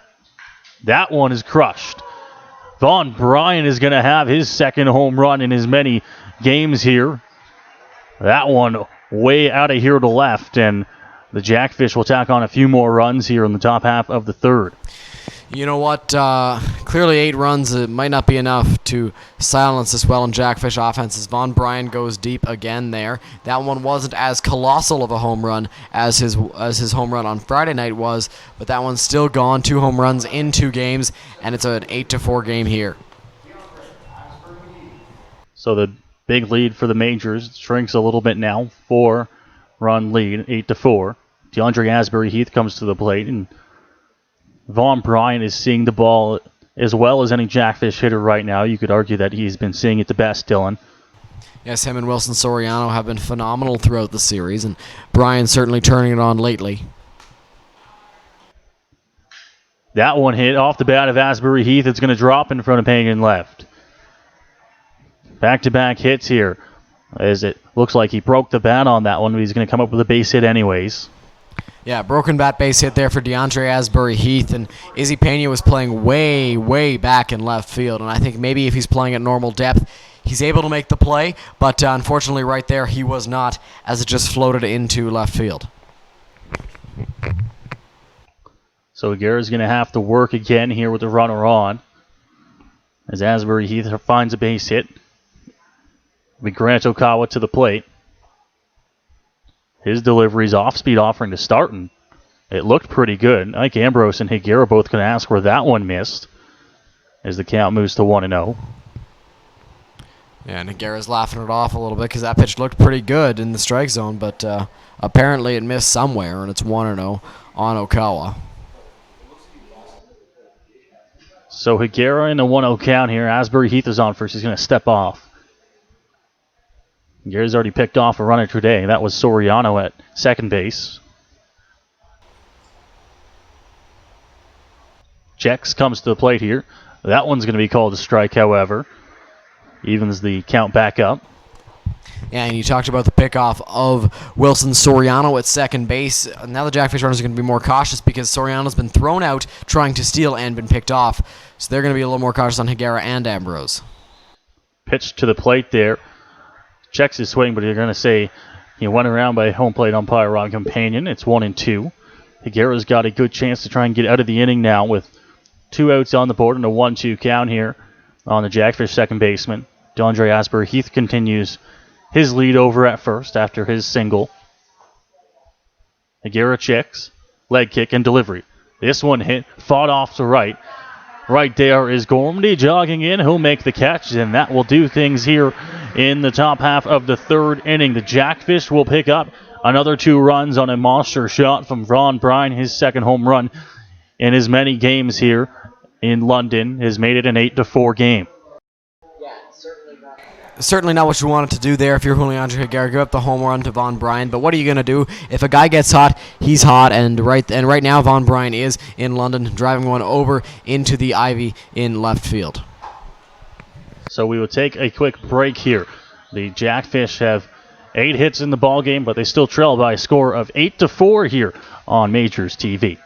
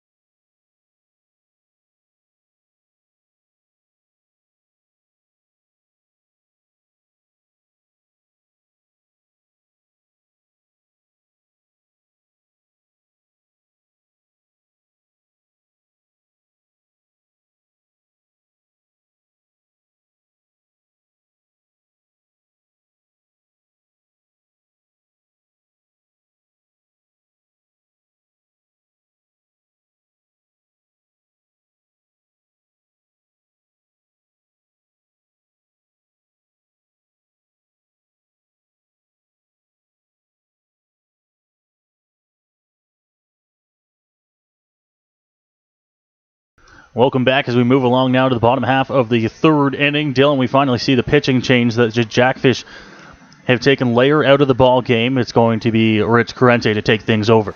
Yeah, Rich Corrente comes into the ball game for the Welland Jackfish. The lefty with the big beard doesn't throw very hard, but in 7 innings this season against the majors, 5 of them as a starter on June 28th, and then 2 in relief yesterday. He is not allowed to run. The majors have not been able to figure him out, but they weren't able to figure Euclides Lair out either, so we'll see how they fare against Corrente now.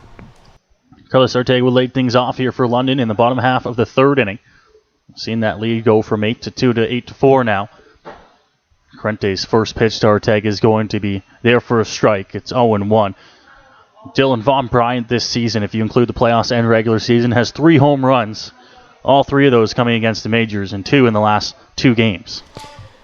Yeah, and Vaughn seems to have found something in the majors pitching staff that he likes, and he's only hit his home runs against the majors. He had 1 in Welland and then 2 here, and it's been tough to face Von Bryant. Ortega gets a hold of that one, drives it down the line. It's going to be a fair ball down into the corner against the 330 sign. He's going to stroll into second base easily. The throw a little bit offline, but it will be a leadoff double here for Carlos Ortega and for Rich Corrente to start the bottom of the 3rd inning. Yeah, and I've been a little bit surprised with the majors facing Rich Corrente. He doesn't throw very hard, and I'm surprised that the righties aren't just waiting on his pitches and crushing them. And right there, we saw it from Carlos Ortega. He waited on that pitch and then drove it down the left field line. And with the lefty coming in and Rich Corrente for the Jackfish, the majors will take out their own lefty in Kyle Gormandy, who only had 1 at-bat in the ball game. But Rube Chandra didn't want a lefty-on-lefty matchup, so Evan Britt has come into the ball game as a pinch hitter. It will be Evan Britt, the majors utility man. Catches, plays outfield, infield as well. Almost anywhere Rube Chandra needs him on the field, he's there, and he's going to come in to take his swings, as you mentioned, in the spots of Kyle Gormandy, who was out in right field, so we'll see if Britt goes to play the outfield today. Yeah, I wouldn't be shocked if Evan Britt goes to left field and then Izzy Pena moves over to right field, because Britt seems to be more comfortable in left. Corrente's got to work out of a jam here after a leadoff double from Ortega. Checks on him, comes to the plate. Britt will take that one for a strike, so he gets ahead in the count 0-1. Britt, a very patient guy at the dish. We'll see how he fares against the soft-throwing lefty. Chandra making the move to a righty against the lefty on the mound. Britt, as that one gets through and gets right past the catcher, Ortega's going to move up to 3rd here, so now he's just 90 feet away from scoring the 9th run of the ball game for the majors. Still nobody out. Yeah, nobody out and a runner at 3rd base. We'll await the official scorer's ruling, because that pitch, it will be a pass ball, as that pitch should have been caught from Madeline Romanin behind the dish, and it allows Carlos to move up to 3rd. Looked like he might have as well just been caught off guard by the pitch from Corrente. They didn't go out and have a chat, so they must have been on the same page, but as you mentioned, Romanin probably should have caught that ball. It's going to allow Ortega to move up. And that one swung on and missed by Britt as the Jackfish infield has moved in to play on the edge of the grass. Yeah, and the Jackfish cannot afford to allow another run to score. Yeah, their offense has been good in the ball game, but the last thing they want to do is allow the majors to make their lead even bigger yet again. Evan Britt's got a 1-2 count against Rich Corrente, who's into the game to start the 3rd inning. Pitch to the plate. Britt fouls that one off. He'll get out of play. The count will stay at a ball and 2 strikes. Corrente, not a hard-throwing lefty. Relies on changing the arm angle, changing up speeds, and, of course, a breaking ball to get hitters outs, and we'll see the infield in to try to cut down the run. Britt fouls that one off. It's into the screen again. The count stays at 1-2. Yeah, 1-2. Britt is putting up a good fight here for the majors. With 2 strikes, 1-2 has been the count for a while. We'll see what Corrente comes with to try and change things up on Britt and to try and get him out, because right now he's doing a good job of just wasting pitches. A 1-2 count on Britt continues. Corrente's delivery. Swing and a miss. Britt's going to go down on strikes here for the first out of the bottom half of the 3rd inning. And a good pitch there from Rich Corrente. Yes, he throws slowly, but a fastball up is still a very enticing pitch for any hitter. And right there, Evan Britt went after it. So Steve Froese gets a chance to hit with a runner at 3rd base and 1 out. So Steve Froese will come to the plate now for a London team that's looking to get another run across. Represented by Carlos Ortega, who's at third base after leadoff double, moving over on a ball that got to the backstop. The infield remains in here, Dylan. Trying to protect against another run. You mentioned they don't want to give up any more here. Already 8 runs for the Majors today. Delivery. Froze takes that one for a ball. It's going to be 1-0. Yeah, and the Jackfish don't want the Majors to extend their lead to more than 4 because right now they're within striking distance. I know it'll take a grand slam, but they can still do it. So they do not want to allow the Majors to score another run here and make it a 5-run lead. Corrente's delivery. That one hit. It's going to be shallow. Coming in, Asbury Heath. He's not going to have a play on it. It's going to drop and in to score will come Ortega. Strange play there that was only made possible because the infield was in. Soriano was so far in that he wasn't able to get it, and he thought that Asbury Heath was going to make the catch, so he slowed down. Asbury Heath looked like he was slowing down as he was coming in. So a very strange play there, but Steve Froze will take it. He gets a base hit and an RBI, and the Majors extend their lead to 5 now. It's 9-4. A weird play indeed, Dylan. You mentioned that it looked like Asbury Heath, who's playing relatively, he's not playing super deep in center field, but he's playing relatively deep in center field. He didn't come in hard right away. Soriano was running out. You mentioned the infield playing in, so a lot of ground to cover for both those guys, but 2 of the fastest guys on the Jackfish team, neither of them looked like they were going 100% at that ball. Yeah, strange play there. Not much effort coming from the center fielder and the shortstop. Pitch. Miller gets underneath that one. It's foul territory. Pettipiece in foul territory. He'll get into the first row right by the Majors dugout. There's Pettipiece and Romanin all the way over to try to make the play there, but the count will go to 0-1. Yeah, and with the way that the Majors offense has been rolling in this ball game, the Jackfish are going to try and get any out they can. And right there, Pettipiece and Romanin understood the situation. They need outs, and they charged hard into that fence down the third baseline. Of course, everyone, you try to get any out you can, Dylan, but that one looked like it was going to get out of play. It did go about a row and a half deep, but Pettipiece and Romanin both knowing that to get any out they can. They're both over to try and make that play. They're running right through Yuki Yasuda in the on-deck circle. The count moves to 0-1. Froze is still on first base after his bloop single, which scored a run. 0-1 delivery. Miller squares around but pulls back on a ball that's outside. Interesting that Miles Miller squared around there. Yuki Yasuda, very good hitter on deck right behind him. The count was 1-0, so interesting that 0-1. Miller squared around, tried to get a sac bunt. Corrente's delivery. Miller swings right through that one, fouls it off, as it gets back to the backstop. Didn't see an indication from the umpire, and it moves it to 1-2. And a very quiet foul ball, too. You couldn't really hear anything. You didn't see the umpires do anything, so Steve Froze has to retreat back to first base. He was off on the pitch. We'll see what Corrente tries to do against the lefty bat of Miles Miller, who in the ball game is 2 for 2. The Majors here. We're leading by a score of 9-4. Scored in every inning so far. So have the Jackfish, who trailed by 5. Miller hits that one on the ground. Second base, Okawa to Froze. Soriano back to 1. In time. And that was a bang play that looked like Miller beat out, but he's going to get called out. And a double play will erase things here in the bottom half of the third inning. But the Majors will pick up another run here on a bloop single from Steve Froze. They take a 9-4 lead into the fourth inning. We're through 3 complete. And we'll come back right after this here on Majors TV. Are you looking for that perfect birthday gift this summer? Then make sure you visit the London Majors team store located under the grandstand at home games or online at londonmajors.com. The Major store has lots of different items including t-shirts, game-used jerseys, hoodies, and Collins Majors socks, compliments of Collins clothiers. The Major store also has multiple different styles of London Majors official New Era caps. So make sure you visit us under the grandstand at home games or online at londonmajors.com.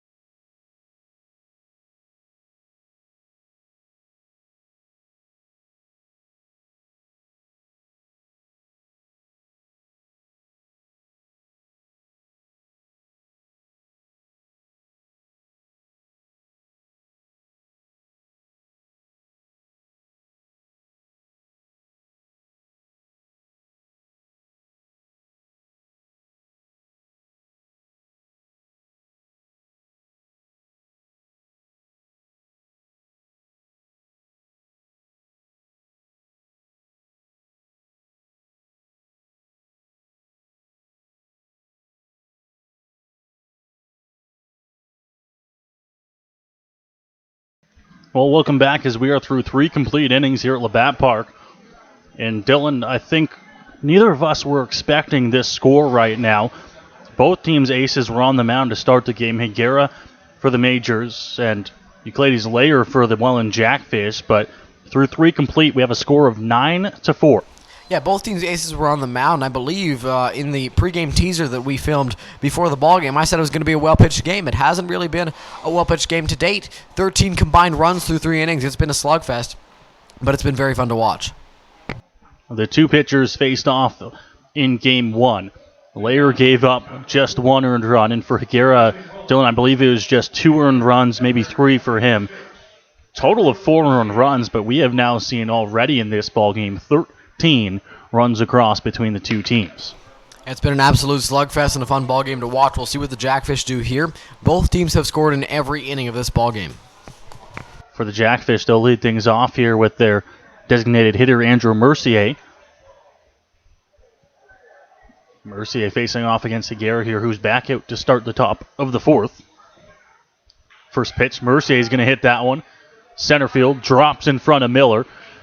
And Dylan, once again here, the Jackfish have the leadoff man on. I think that's 4 straight innings. Yeah, 4 straight innings. Not only do they have the man on, but it's been a base hit every time. So very strange, very uncommon with Higuera on the mound that the base runner gets on base to lead off every inning, and especially with the hits. It's strange, but the Jackfish have another one here, and we'll see if Higuera can keep them off the scoreboard in this inning. Nolan Pettipies to the plate here for Welland, who have the runner on, nobody out to face off against Higuera. That pitch just missing. Outer edge a little bit high as well. The count moves to 1 ball, no strikes. Mercier not a huge lead over at first base. We do see a little bit of action down in the Majors bullpen. Higuera is upset on the mound there. That one looked like a strike. He is upset on the mound, Dylan. Yes, he is. And you know what? The home plate umpire, Rob Companion, has been making close calls this whole game, questionable calls that should have probably been called strikes, could have been called balls, could have gone either way, really. But he has not been calling pitches in favor of Higuera, and he is very frustrated out there on the mound. He is showing it, and the action in the Majors bullpen is Owen Boone, Game 2 starter in Welland. He is pitching in the bullpen right now. And it is oftentimes you'll see pitchers, get a little bit upset with the umpire, Dylan, but Higuera had to walk all the way around the back of the mound. It's 2-0 now. That one is there for a strike, an almost identical pitch, and it moves it to 2-1. Mercier on first on Pettipies, the batter. Owen Boone warming up in the pen, as mentioned. That one's there for a strike, so after getting a little bit upset after a missed call, throws 2 straight strikes here and works it into a 2-2 count. Yeah, and Higuera understands that he's having a rough outing so far, 4 runs through 3 innings. He wants to take every strike he can get, and when the umpire's not calling it, it's frustrating. This one hit over to Froze, third. Foul ball as he takes about a half a step into foul territory. The count will stay at 2-2. And a defensive change to report to you. We forgot to mention at the beginning of the inning. As predicted, Izzy Pena went to right field, and Evan Britt went to left field. We talked about it in the bottom of the 3rd inning. That was likely what was going to happen, and it did take place here in the top of the 4th. Dylan, sometimes we surprise ourselves on how much we know. Higuera's 2-2 delivery. That one looked like Pettipies went around. They'll check down. He doesn't go. So the appeal doesn't go the way of the Majors, an account that will now move to full at 3-2 on Nolan Pettipies, bottom of the order here for Welland. Yeah, and you know what? From up here, it looked like he went around. Higuera thought he went around, and he's getting really frustrated out there on the mound. He's not a guy we usually see get frustrated. He's pretty calm out there usually, but right now he's been really rattled by the umpires. Pitch, Higuera to the plate, broken bat. It's going to go right to Carlos Ortega, as that one will be the out. It looked like Carlos faked that he dropped the ball, Dylan. Something I haven't seen before. Yeah, you know what? Interesting play there by Carlos, pretending that he dropped the ball. Smart one, too. And speaking of things getting rattled, that bat certainly was. Absolutely split in half there. As pitching coach Brent Wales will come out to talk to Higuera, likely about the frustration that he has been faced with the umpires. A couple missed calls that we've seen at the plate, and a missed check swing call, it looked like. Yeah, Brent Wales coming out here, and as you mentioned, I think Higuera just getting a little bit frustrated this inning, not getting a few calls, and then showing it a little bit, but he doesn't want to show it too much. He's got an out now. Mercier still remains at first base, and it's back to the top of the order. One of the more dangerous hitters in the order for Welland, Wilson Soriano. Yeah, and you know what? You can't show too much frustration out there on the mound because you want to stay in the umpire's good graces, which Higuera usually does a good job of, but when you get too frustrated, oftentimes you get less and less calls. So Soriano, who has hit majors pitching well this series in the postseason. That's with Mercier on first. Higuera's pitch is going to get about 2 feet away from Ambrose as it was in the dirt, but it won't allow Mercier to advance. Owen Boone finished up his long toss, now throwing from the mound out in the Majors bullpen as his action is ramping up. Dylan, we mentioned you're going to see Boone early on in the game, and that seems to be what manager Roop Charandat's going to go with, at least next up to the bullpen, is that one's there for a strike. It kind of leaves the door open as to who the starting pitcher might be if the Majors can hold on to win this game in Game 5. That one outside. Count moves to 2-1.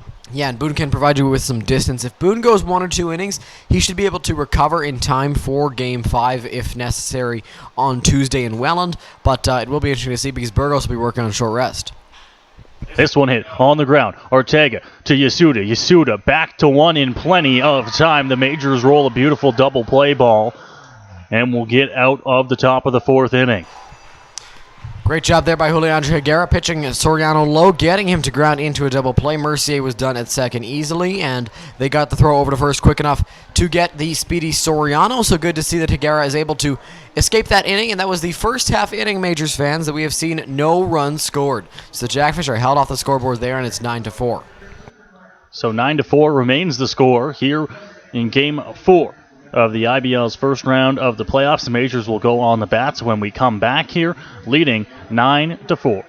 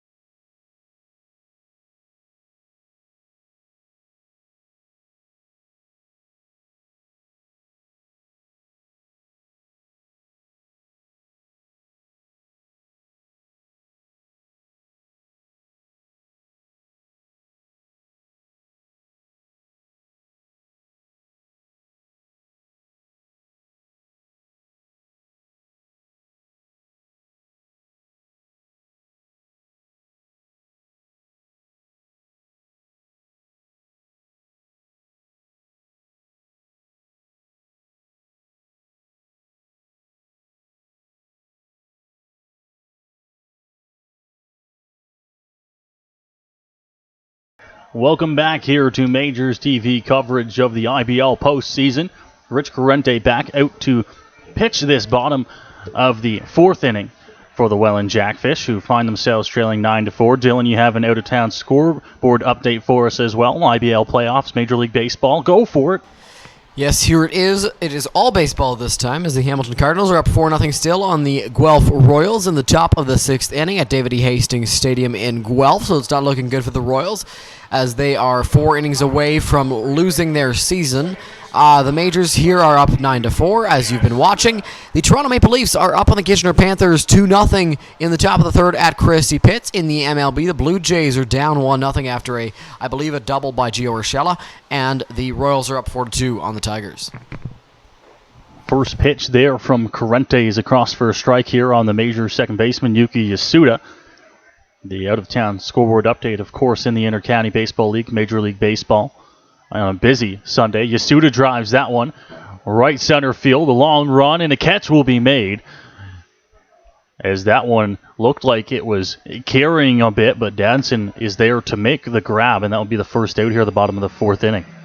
Yeah, and Yuki Yasuda sent that one for a bit of a ride. Brandon Datson, a tall guy, out in right field, and a pretty fast one, too, was able to track that ball down and make the catch for the first out of the inning. And now that'll bring up Izzy Pena, who is 2 for 2 with 2 singles, has scored 2 runs as well with an RBI. So Pena will come to the plate here. An out on the board after the Yuki Yasuda fly out. as Corrente looks to have himself a clean inning as well. He mentioned the first clean half inning of the ball game just happened as Pena hits that one on the ground. First base bobbled a little bit by O'Farrell, but he'll recover in time to take himself to one. Two fairly quick outs here to start the bottom half of the fourth inning.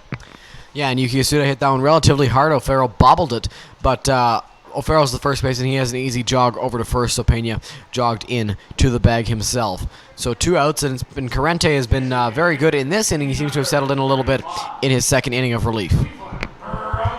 So Cleveland Brownlee, the batter now for London. He's going to have to bat with nobody on.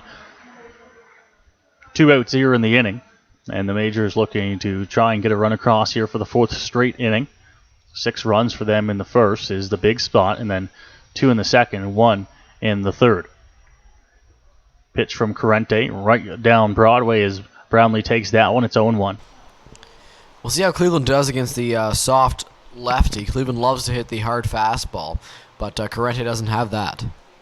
Pitch. Brownlee hits that one into right field. Dadson step in and will make the grab there. So it's a quick bottom half of the 4th inning here for the Majors. 3 up, 3 down. A couple of flyouts there. A ground out for Pena, and that will be it here for the bottom half of the frame. We will go to break, and when we come back, we will have the 5th inning of play from Labatt Park in Game 4. The Majors holding on to a 9-4 lead.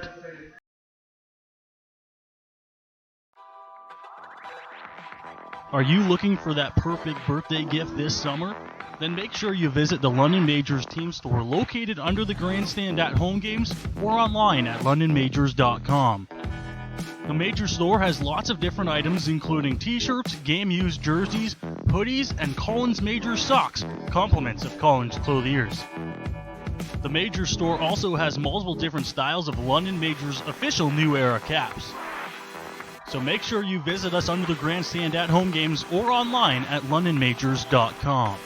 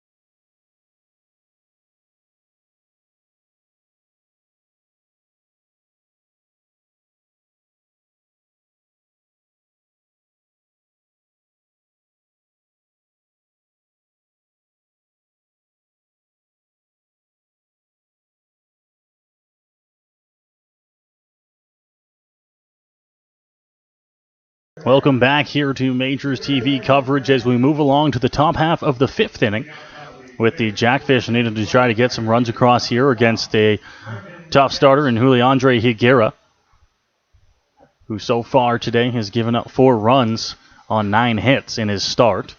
Not a fantastic start for him, but on the other side of the ball, Clades Layer and now Rich Corrente into the game for Welland have also given up 9 hits and 9 runs total. Pitch as that one's hit over Ortega at short. Takes a couple hops on him. Strong throw across, and it's going to be in time at 1. Nice play from Ortega, and that's going to start the top half of the 5th inning fairly quickly as well. The Majors had themselves a quick inning in the bottom half of the 4th, and now the defense looking to try and do the same here against the Jackfish, who, as mentioned, trail by a score of 9-4. For them, it's going to be Mattingly Romanin now, catcher in the ball game, looking to try and get things started with an out already. Higuera continues to work here into the 5th inning, although he could be getting close to being pulled from this game. We saw Owen Boone warm up in the Majors bullpen. Pitch right there, right down the middle, and it's going to be a strike, 0-1. Higuera working here in the 5th inning after giving up runs in each of the first 3.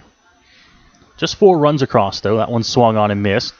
Roman and right through it on what looked like an off-speed pitch from Higuera. 0-2. No one warming up in the Jackfish bullpen. Corrente is probably going to be asked to get at least a few more innings here in Game 4.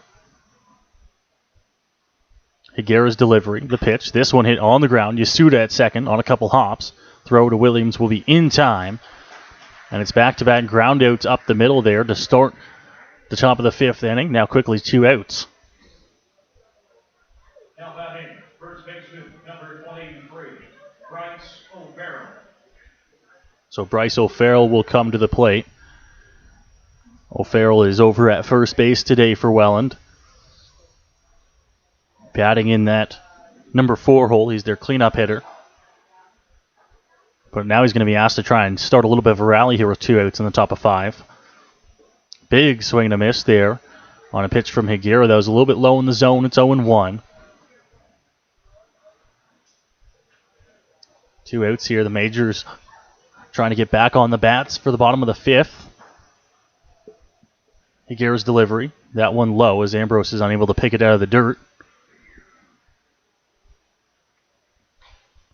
Crowd here enjoying a beautiful day for baseball this Sunday afternoon for Game 4. Jackfish out in front in the series by a score of 3-0. Majors trying to avoid the sweep and keep their playoff and season alive. This one just missing to O'Farrell. Count moves to 2-1. Home plate umpire Rob Companion's strike zone has been fairly good for both sides as well. Higuera thought he should have had some strikes on the edges of the zone there, but other than that, he's been fairly consistent, I would say. It's a little bit of a smaller zone compared to what we saw on Friday night.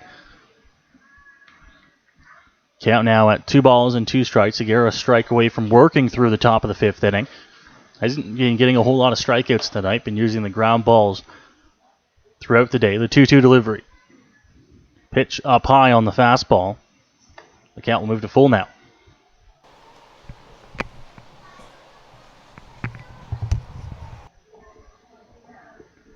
Higuera trying to avoid the walk. He's got a full count. See if they come right at him. The pitch. Outer edge, just missing. And it's going to be a walk here with 2 outs to O'Farrell. Higuera thought he could have got the call there. But a base runner will be on here for the Jackfish. Yeah, and that pitch, no, you're talking about the consistent strike zone from Companion. That is the one pitch that I would say has been inconsistent all night. Sometimes it's a strike, sometimes it's not. Right there, Higuera didn't get the call. He's a little bit frustrated out there on the mound.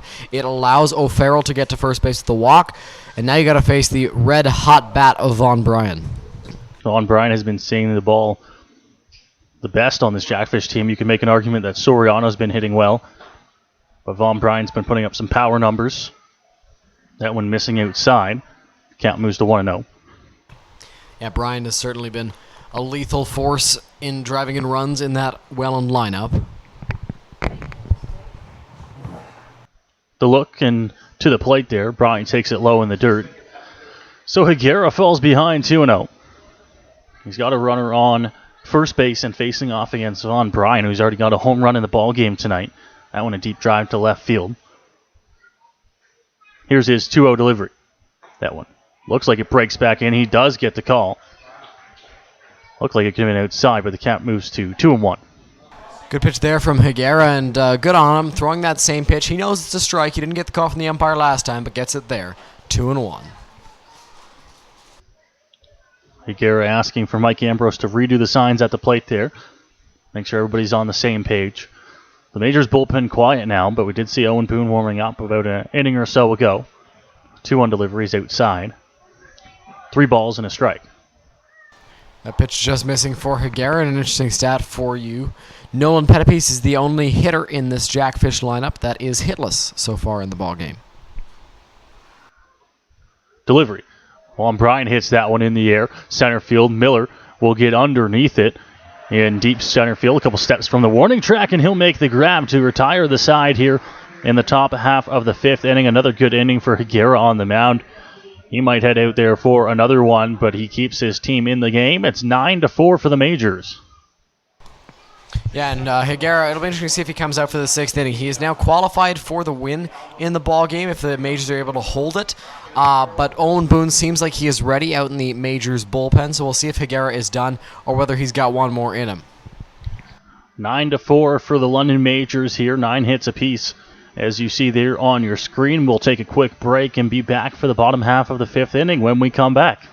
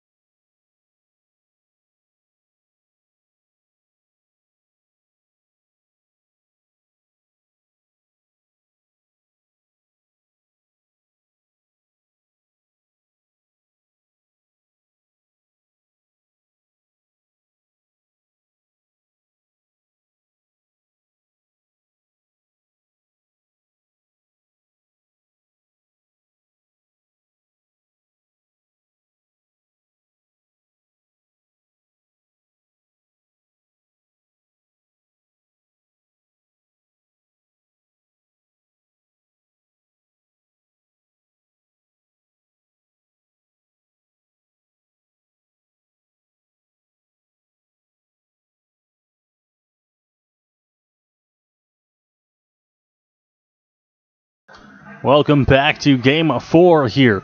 And it will be the big man here for the London Majors, at least from the left side of the plate. Josh Williams to lead things off. And he has been seeing the ball well in the later half of the season. He crushed one earlier on in the game. Yes, he did. He absolutely destroyed a ball to left field, and Von Bryan just took a couple of steps and admired it as it was hit well over the left field fence. So Williams went deep there in his last at-bat. We'll see what he can do here. So here is Williams to lead things off. Facing off against the soft toss and lefty, Rich Corrente. First pitch on the inner part of the zone, doesn't get the call, 1-0. Quick little mini out-of-town scoreboard update for you. Guelph is chipping away at their deficit. It's 4-2 in the bottom of the 6th there, and Kitchener scored 5 in the top of the 3rd. It's 5-2 them over Toronto. So the Panthers back out in front of the lead over the Maple Leafs, who are looking to try and climb into the win column in that series. It's 2-0 here on Williams. Big swing and a miss there on a soft toss from Corrente.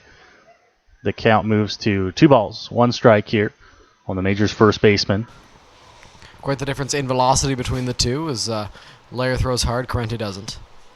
Williams hits that one down the left field line, chasing it towards the corner, and it's going to go out of play just in the corner here. Williams gave that one a ride as well, the opposite way.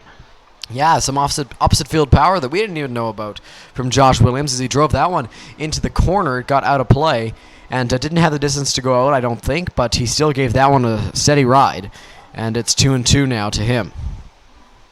Probably didn't have the distance to go out, as you mentioned, but it was warning track power at least opposite field on that one. 2-2, Corrente's delivery.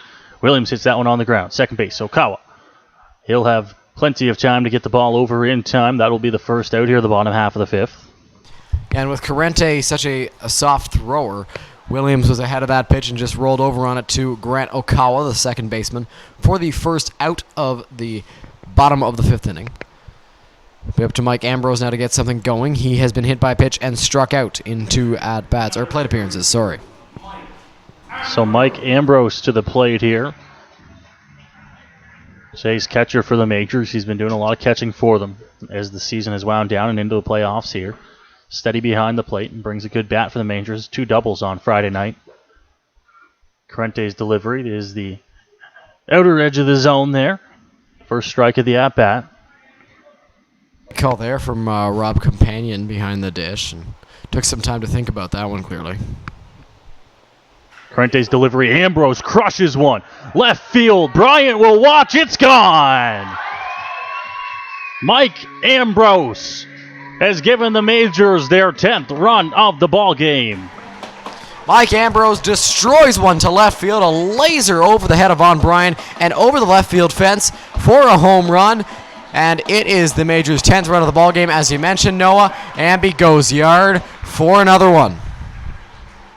He got a lot of that one. Von Bryant gave it a little bit more of a run than Williams earlier on in the game there, but he didn't even get to the warning track before he knew that one was going to leave the yard. Mike Ambrose, we mentioned it, he's been swinging a pretty good bat for this team. 2 extra base hits the other night, and now he's cleared the fence here to give the Majors a 10-4 lead. Ambrose showing why he was my highlighted player before today's ball game after hitting 2 to the fence yesterday and then 1 out here today. Carlos Ortega now to the plate here. Facing off against Corrente. He had a double earlier on today as well. That one led off the inning. Count moves to 1-0 after Corrente falls behind. Pitch. Hit in the air. Shallow right. Couple steps in. And the catch will be made there. There's the second out as Ortega just got underneath that one a little bit.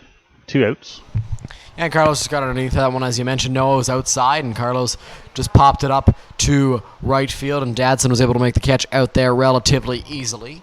Now we'll see Evan Britt get his second at-bat of the ball game. He came in as a pinch hitter for Kyle Gormandy, who in his only plate appearance got hit by a pitch, and Britt came in, pinch hit for him in the 3rd inning, and struck out swinging. So Britt in here with 2 outs. And now time called by the home plate umpire. Rob Companion and manually Romanin behind the dish there, making sure he's all set. With 2 outs, 2 gone here on the bottom of the 5th inning. 1 run already across here for the Majors. That one on the solo home run from Ambrose. Britt swings right through that one. First strike of the at-bat from Corrente. Britt taking some big cuts here in this one. Both of his at-bats have been against Rich Corrente. The pitch. Outside. Britt gave it a look. It looked like it could have been called, but it moves the count to 1-1 here. You mentioned Dylan. Rob Companion's been pretty good on the zone, but the outside edge, it's been on and off, and that one's across for a strike. Yeah, and throughout the zone, Companion's been good. He's been having consistent strikes everywhere except for that outside edge, and that's one that's frustrating the pitchers so far in this one. Corrente ready to deal here on a 1-2. The pitch just off the plate there. Doesn't get Britt to budge. Thought about it for a second, but it moves to 2-2. Corrente ready to go again. Here's the pitch. Britt fouls that one off. He'll hit the screen. It stays even at 2-2.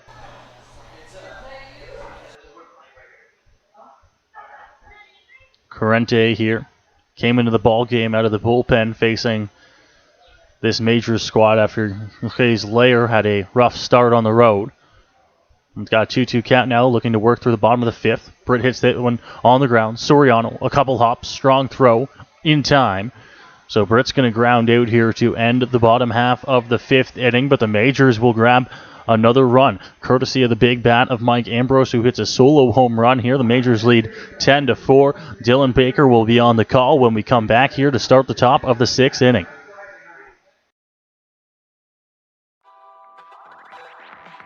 Are you looking for that perfect birthday gift this summer? Then make sure you visit the London Majors team store located under the grandstand at home games or online at londonmajors.com. The Major store has lots of different items including t-shirts, game-used jerseys, hoodies, and Collins Majors socks, compliments of Collins clothiers. The Major store also has multiple different styles of London Majors official New Era caps. So make sure you visit us under the grandstand at home games or online at londonmajors.com.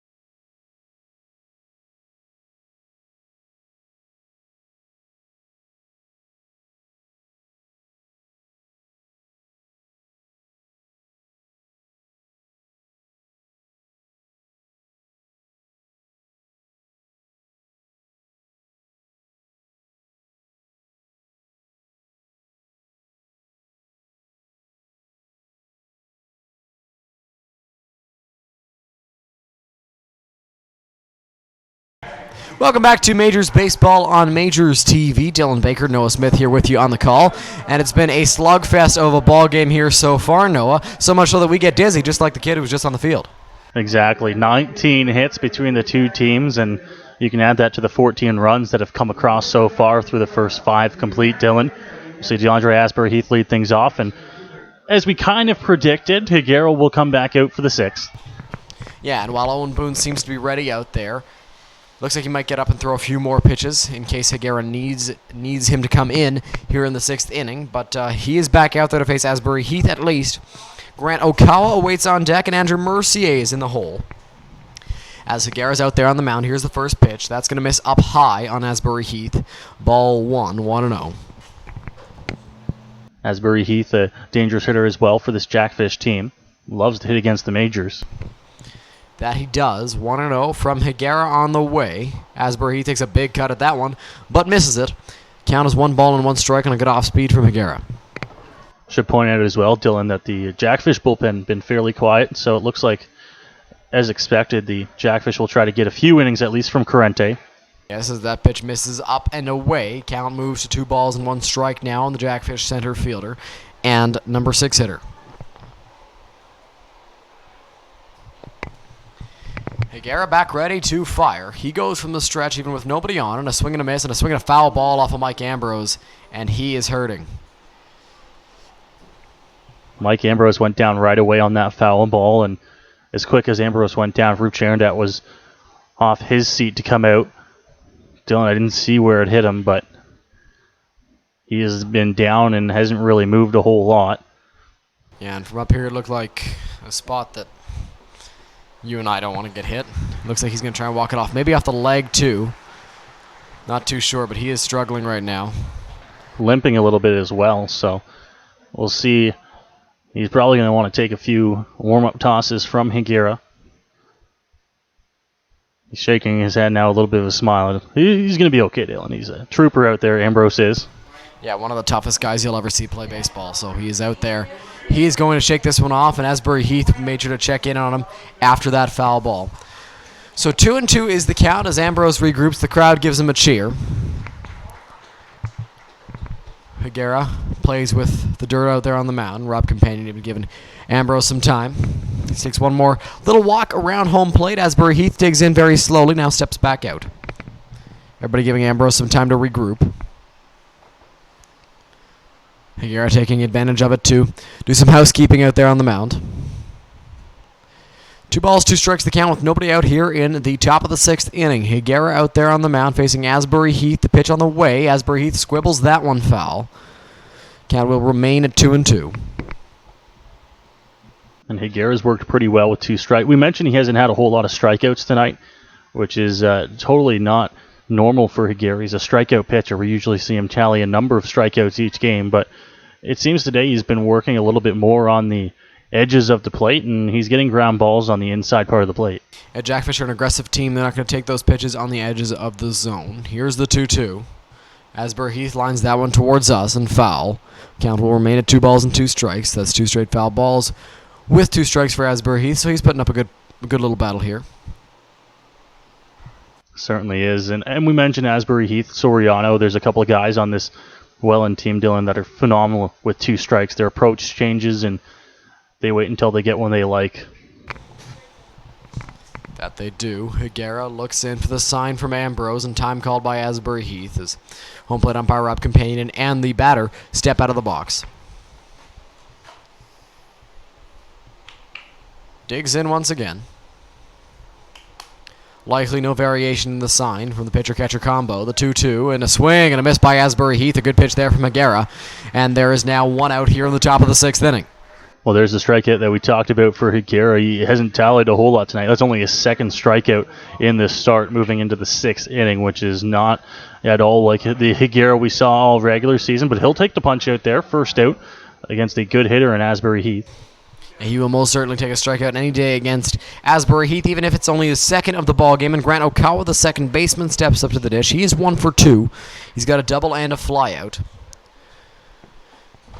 Nobody on, 1 out here in the top of the 6th inning.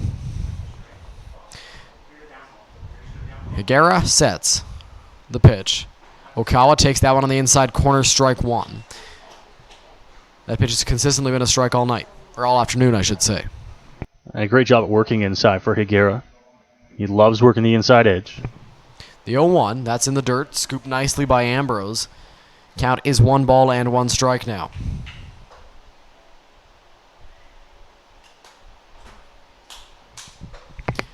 Higuera working quickly now. 1 ball, 1 strike, 1 out here. The pitch, that's in the dirt again. Maybe he's going to slow down on this one, take his time. After that one misses in the dirt, 2-1. Higuera missing low. He's been missing low a fair amount all night long as well. He's bounced back from it well, and he's going to need to do the same here. Yes, he will. 2-1 the count. The pitch in the dirt and low and in again on Okawa. Count is 3 balls and 1 strike. We'll see if Higuera can raise that fastball a little bit. And off-speed pitch. They've both missed low. Here's the 3-1. Swing and a miss by Okawa there. Huge swing. Not sure what he was going after there. Count moves to full, though, with 1 out. In the top of the 6th inning on Okawa. Higuera into the set. The 3-2. Swing and a miss by Okawa. First 2 batters go down swinging on strikes, and Higuera's got 3 strikeouts so far in the ballgame, 2 outs here in the top of the 6th. Well, Dylan, that's typical. We come into the inning talking about how Higuera hasn't had a lot of strikeouts today. He gets his first 2 outs via the strikeout in this inning. And he's starting to look a little bit more comfortable with those pitches than he was earlier on in the game as well, as he throws that one right past Okawa, and he was not even close on that swing. No, he was not, and Higuera took some time to settle in, but it looks like he's finally reached where he's good and has 2 strikeouts on the first 2 hitters of this inning. Still no action in the Majors bullpen after Boone was throwing earlier. Andrew Mercier at the dish. The pitch from Higuera is going to hit the outside corner. Strike 1, 0-1. Looked like Ambrose wanted to go in, but it still catches the zone. Here's the 0-1. Checked his swing. Did he go around? Third base umpire says yes, he did. And I'm a little bit surprised that Companion didn't make the call on his own. Seemed pretty obvious there that Mercier went around. Yeah, it sort of looked like he went around, at least from up here. I think Mercier even know that, so a little bit of surprise. The 0-2, Mercier flutters one to Yasuda at second base, and he will make the catch easily. A wonderful 6th inning for Juliandre Higuera. 2 strikeouts and a little pop-up to Yasuda. We head to the bottom of the 6th inning here in London. It's 10-4 Majors.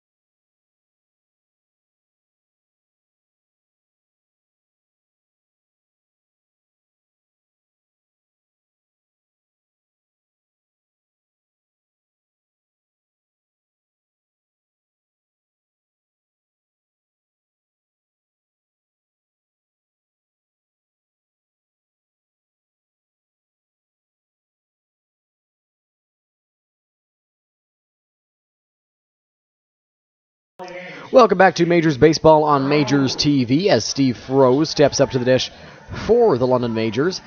Bottom of the 6th inning as Rich Corrente still out there on the mound For the Jackfish, we give you a quick out-of-town scoreboard update. Hamilton is up 6-2 on the Guelph Royals. That is in the top of the 7th inning. Guelph 3 innings away from losing their season. And Kitchener is up 6-3 on Toronto in the bottom of the 4th at Christie Pitts. Here in London, though, it's a 10-4 Majors lead as the first pitch to Froze is fouled straight back at the screen. No balls and 1 strike to him.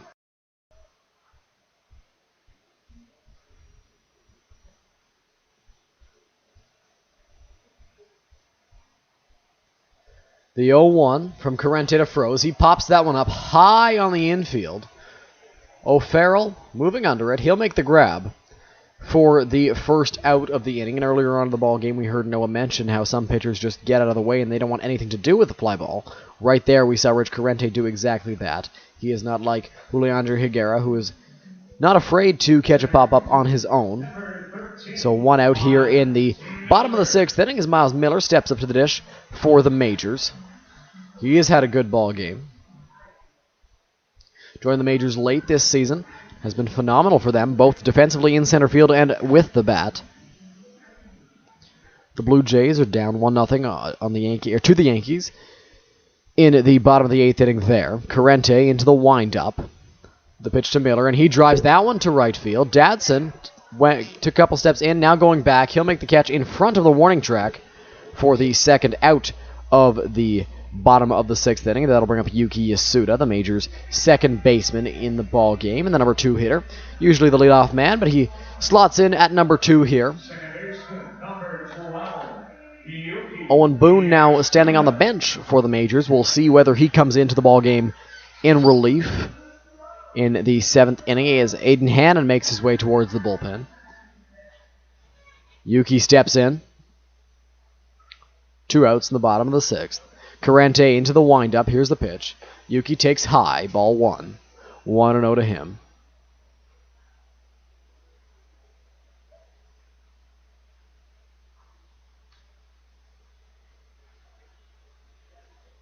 So it was a pop-up for Froze and a fly-out for Miller as Yuki steps up to the dish. 1-0 the pitch. He squares around a bunt. Takes a strike. 1-1.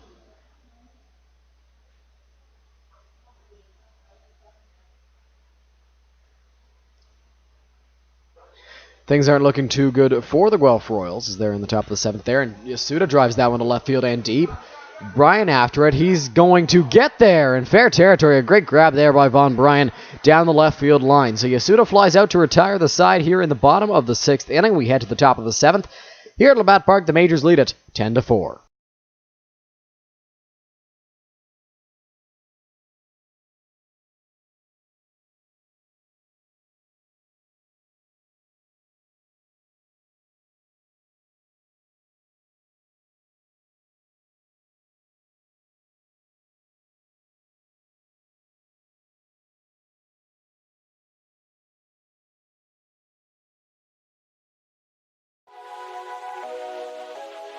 Chances are, if you've been out to a London Majors game this season, then you've noticed all the advertisements around the field.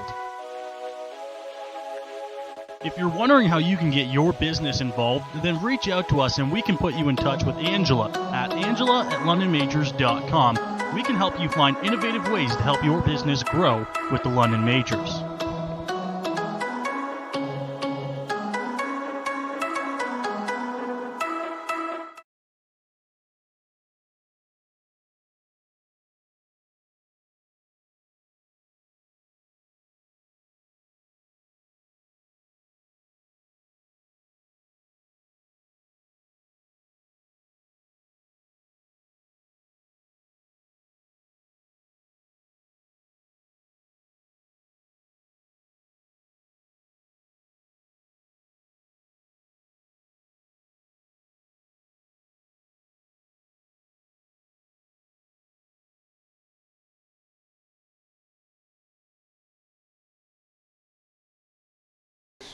Welcome back to Majors Baseball on Majors TV. Top of the 7th inning here at Labatt Park.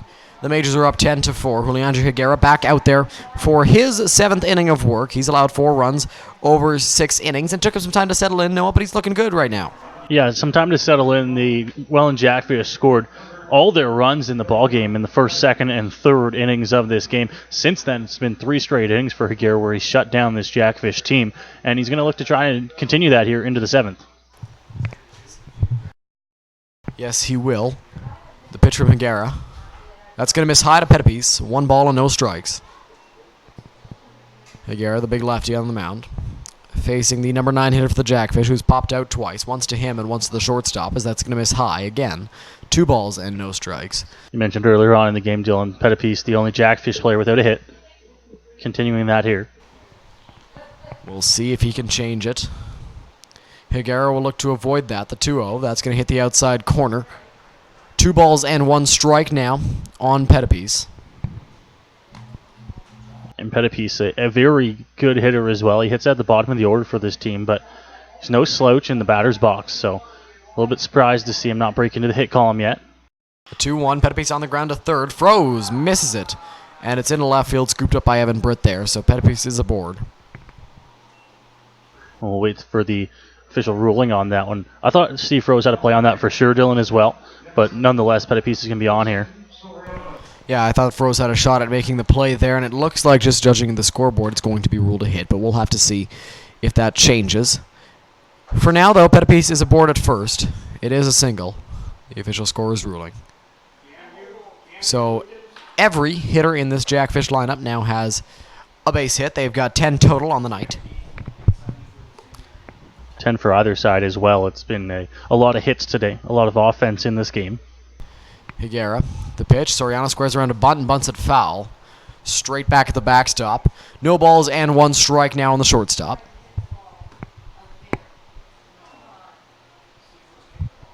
Pettipies is at first. Soriano at the plate. Dadson on deck. So Soriano trying to move the line over and move the line down, I should say, and get Dadson a shot to hit with a runner in scoring position. Steve Froze still not playing fully in. Not expecting a bunt again. Which can be dangerous because if he does square around, he could beat it out. The pitch, he's not squaring around. That pitch misses high from Higuera. 1-1. Yeah, we saw him square around the first time, Dylan, but Soriano is the type of guy that I don't think he likes to show bunt more than once in at bat. If he doesn't get it down, he might not go again. We'll have to see the 1-1. Soriano lines that one into left field. That's going to be a base hit. It's going to drop in front of Evan Britt. Pettipies will get into second base. So he's got a base hit. It's first and second now with nobody out. And a hit there for Soriano, who continues to hit well against this major squad there. He squares around to bunt early on in the at-bat, and then, as mentioned, doesn't like to do it more than once. Gets a pitch he likes instead and gets a base hit off Higuera. So 11 hits now in the game for Welland, and now Brent Wales will come out of the major dugout here. Yeah, Wales is going to talk to Higuera about what's coming up and maybe waste some time for what looks like John Fitzsimmons in the Majors bullpen. Going to give him some time to warm up. It's only the 7th inning, though. We'll see if Fitzy gets thrown in. I'd have to go back and look at the stats, Dylan. The longest appearance for Fitzsimmons this year. He's come in the 7th before. He's pitched, I believe, a 2 and 2 1/3 maybe innings out of relief. He's done it before, and the major is obviously looking to possibly use him again this afternoon.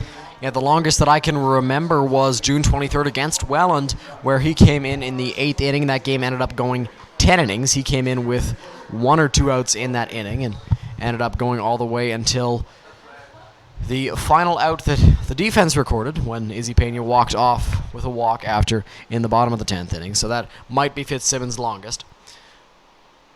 But we'll see if we are correct as Brennan Dadson steps up to the plate. He's got 2 guys on and nobody out. The pitch from Higuera. That's low, and it's going to get away from Ambrose, go all the way to the backstop. Both runners will move up, so now 2 guys in scoring position with nobody out for the Jackfish right fielder. And that one's tough as well. Ambrose didn't think that it got through his legs there, but squeaks through, goes right back to the backstop. Runners advance. It not only puts them in scoring position, both of them, but it takes away the force out there with nobody out here. And the Majors do have a 6-run lead, so we won't see the infield come in, but those runs important here at any stage. Yes, they are. The 1-0. Dadson on the ground to third. Going to be a tough play for Froze. He comes in hard, throws over to first, and he gets the out there. A run comes in to score as Pettipies will jog home. and it is now a 10-5 ball game with a runner at third and one out in the top of the 7th inning. And that's a situation there where that run doesn't come in to score. Obviously, if the runners don't move up the 90 feet to third and second, but it was going to be a tough play from Steve Froese. So even if the runners were still at 1 and 2, Dylan, I think they would have ended up moving up to second and third because they wouldn't have been able to turn 2 on that one. The Jackfish now cut into the lead, though, and trailed by a score of 10-5. Yeah, and Soriano over at third can make it a 4-run game if he comes in to score. Higuera setting out there on the mound. Here's the first pitch to Mattingly Romanen, strike 1. 0-1 to the Jackfish catcher. And this Jackfish team is still very dangerous with the bats, so you don't want to give them a chance to strike and get themselves back into this game. The pitch, Romanen in the air to right field. We'll see if Soriano tags. Looks to be deep enough. Pena makes the catch, and we'll lob it back into Yasuda. So coming in to score with ease is Soriano, and it's a 10-6 ball game now as the Jackfish put themselves back within striking distance. So it'll be important for the Majors to score some more runs in the bottom of the 7th. Exactly as you mentioned there, Dylan. Back within striking distance as that is their 6th run of the game here. Still a high offensive game for Welland, but the Majors, they haven't scored as well a whole lot lately. They got shut down in the 6th inning, and that big 6th run first inning is still the big inning so far.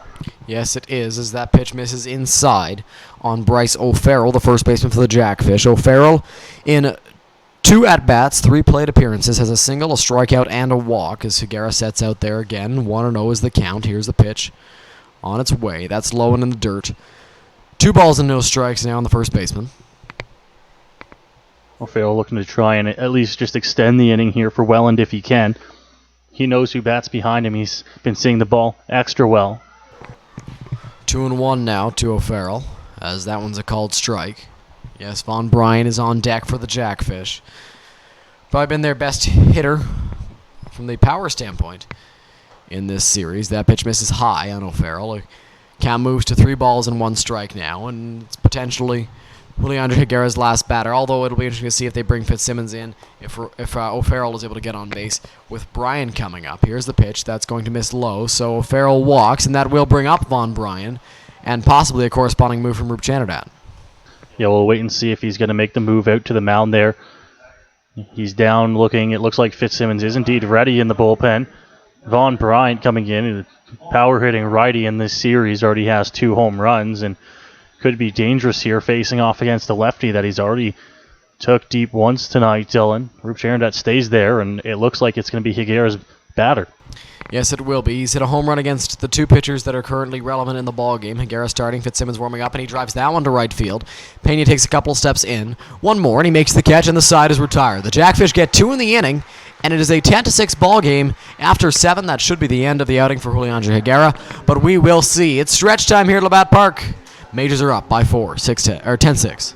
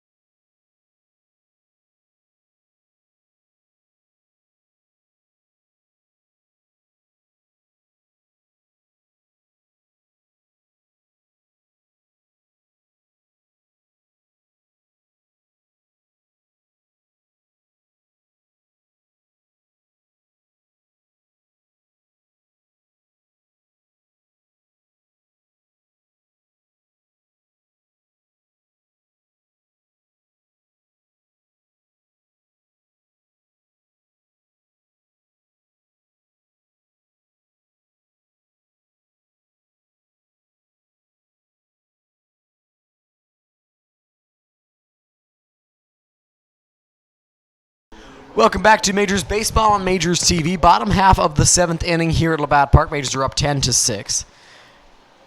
Little out-of-town scoreboard update. Noah, bring us up to speed. Well, Dylan, the Guelph Royals and the Hamilton Cardinals, that game going on as well. Bottom of the 7th inning, and Hamilton out in front 6-3. Over here, of course, the 10-6 score for the Majors. And in in Toronto, the Panthers lead by a score of 6-3. One game going on as well later tonight.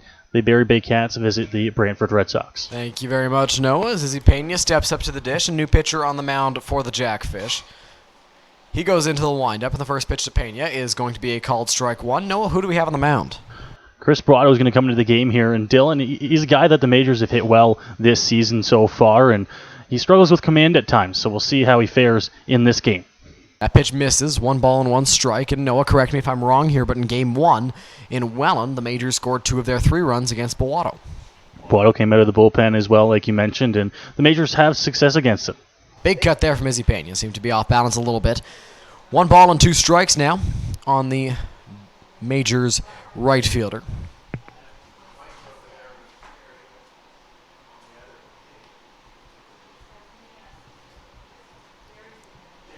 Bowato looks in. Into the windup he goes. The 1-2. Pena hits that one hard back at the screen, foul. Count will remain at 1 ball and 2 strikes. Top of the 7th here, and the innings in Guelph have dragged on a little bit too. They're in the bottom of the 7th after being ahead a couple innings on us here. The 1-2. Pena squibbles that one. Foul. And Romano will pick it up in foul territory. Still 1-2. And the Majors now, the 4-run lead, Dylan, is nice for them this late in the ball game here, but you can't let the Jackfish get back into it. 2 runs, obviously, in the top half of the 7th inning. And they know that they're within striking distance. They had a late comeback on Friday night as well.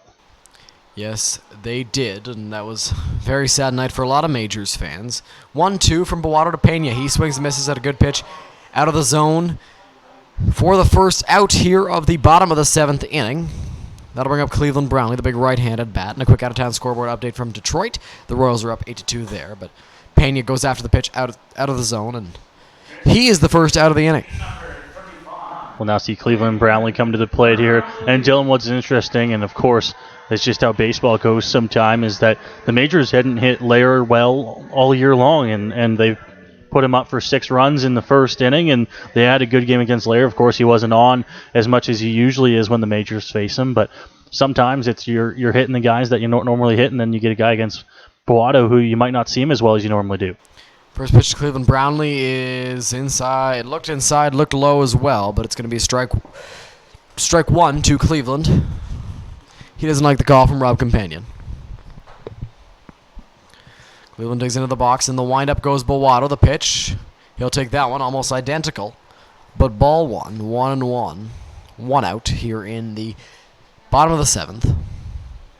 Cleveland is well success, and you mentioned that Cleveland loves to hit the hard fastball, and interesting that with both Bowato and the man he replaced as well, not hard-throwing guys from the left side.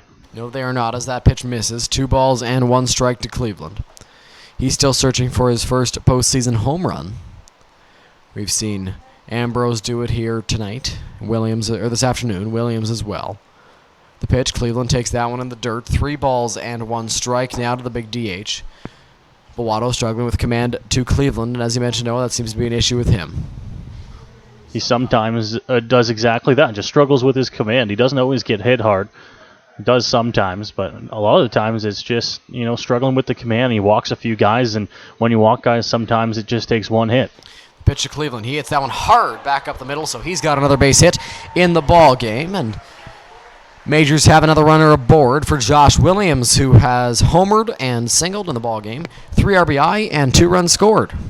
Yeah, Williams is having a day here.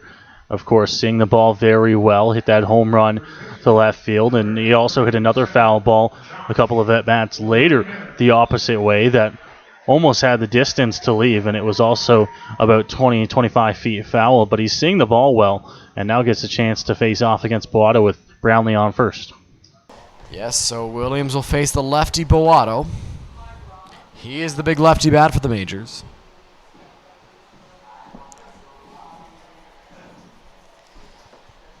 Williams digs in. Fitzsimmons still warming up at the Majors bullpen. We'll see if he is in for the 8th inning, looking to go 2 innings possibly. Setting on the mound. The pitch to Williams is in the dirt. Ball 1. 1-0 to the Majors first baseman.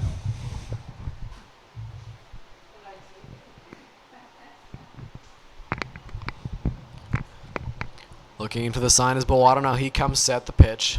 Williams lines that one foul towards the parking lot. Extremely sunny day down there as well, Dylan. The sun's not in a bad place to make grabs in the outfield, but it's starting to get to that point now where it's about 3:34 in the afternoon where it starts to set just beyond the grandstand here, and it could cause trouble for the outfielders. Yes, it can at times. 1 ball, 1 strike, 1 out to Williams. The pitch on the way. Williams takes that one in there for a strike. 1-2 now to the big first baseman. Wearing the number 37 for the Majors in the pinstripe uniform. Blue numbers, blue logos, blue socks. A lot of blue in the Majors uniform. And Jackfish wearing their greens. The pitch to Williams. Just misses. Count moves to 2-2. The Jackfish.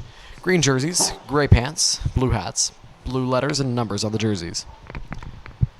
That was a good pitch on 1-2 there for Bowato on Williams' off-speed pitch. I thought he was going to bite on it. Takes it, and it's just off the plate. Just missed there. Here's the 2-2. Williams lines that one hard and foul. Count will remain at 2 balls and 2 strikes. Good little battle going on here.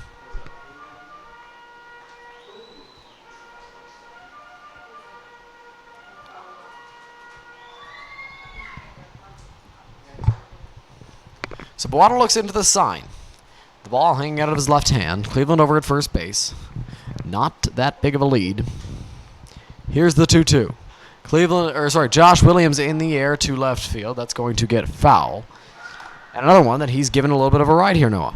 And interesting, Dylan, compared to what we've seen all season long and in through the first 3 games now into the 4th game of the playoffs for Williams, seems to be driving the ball the opposite way a lot more today, possibly changing up his swing a little bit, and it's paid off for him so far. Yes, it has.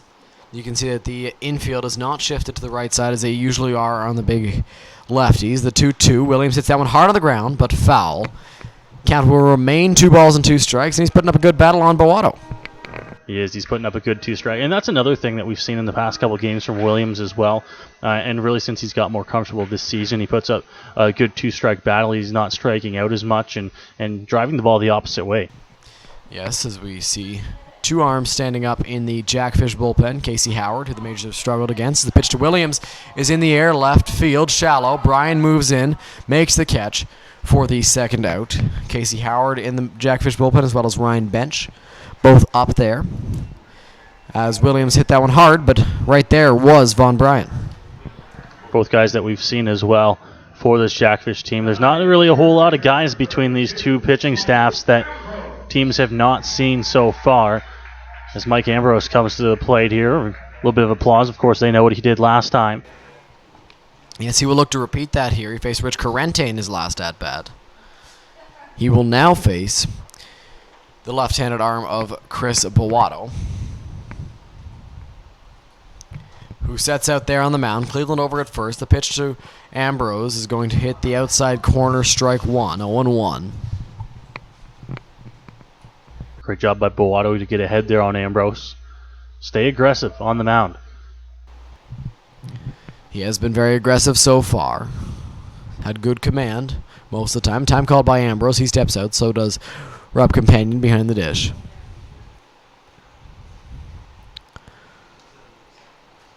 Cleveland into his lead over at first base. Not a very big one. Setting is Bowato. The pitch. Ambrose hits that one foul. Count is now no balls and 2 strikes on the Majors backstop. And that one a good pitch for Ambrose to hit. It's the pitch that he likes to hit as well, a little bit inside. And that's the same pitch in identical location that he hit for the home run. So no surprise to see him swing at that one. If I'm Bowato now, though, I try to go off the plate here, possibly with a fastball. We'll see if he does that. The 0-2 to Ambrose. The pitch, off-speed pitch, and he drives that one high, deep. Bryan going back. He's back. He's at the warning track, and he puts it away on the warning track. So Ambrose gives that one another little ride. And the side is retired. We've played 7 full innings from Labatt Park, and the Majors are up 10-6. Both teams have 11 hits in the ball game. As we head to the top of the 8th, Noah Smith back on the call when we come back.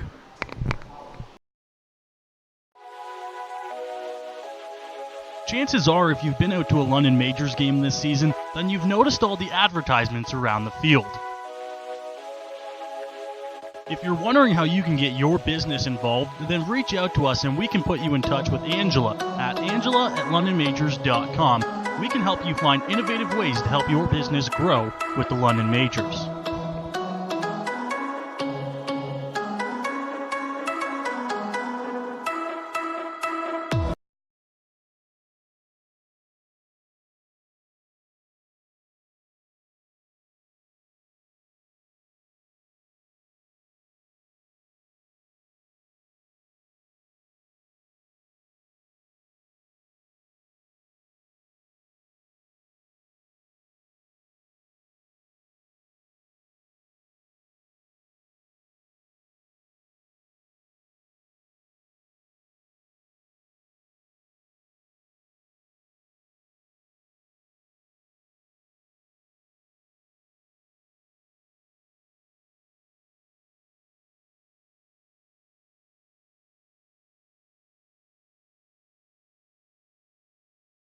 Well, welcome back now as we move along to the 8th inning. We have played 7 complete here at Labatt Park in Game 4 of this IBL first round playoffs. We see a new arm come into the game, Dylan. John Fitzsimmons has come into the game. We last saw him Friday night. Yeah, Friday night's outing did not go well for him. He allowed a home run to Von Bryan and lost the game for the Majors. In left field, we now see Robert Doyle as well, so a change out there. Doyle field, still in right. Fitzsimmons on the mound.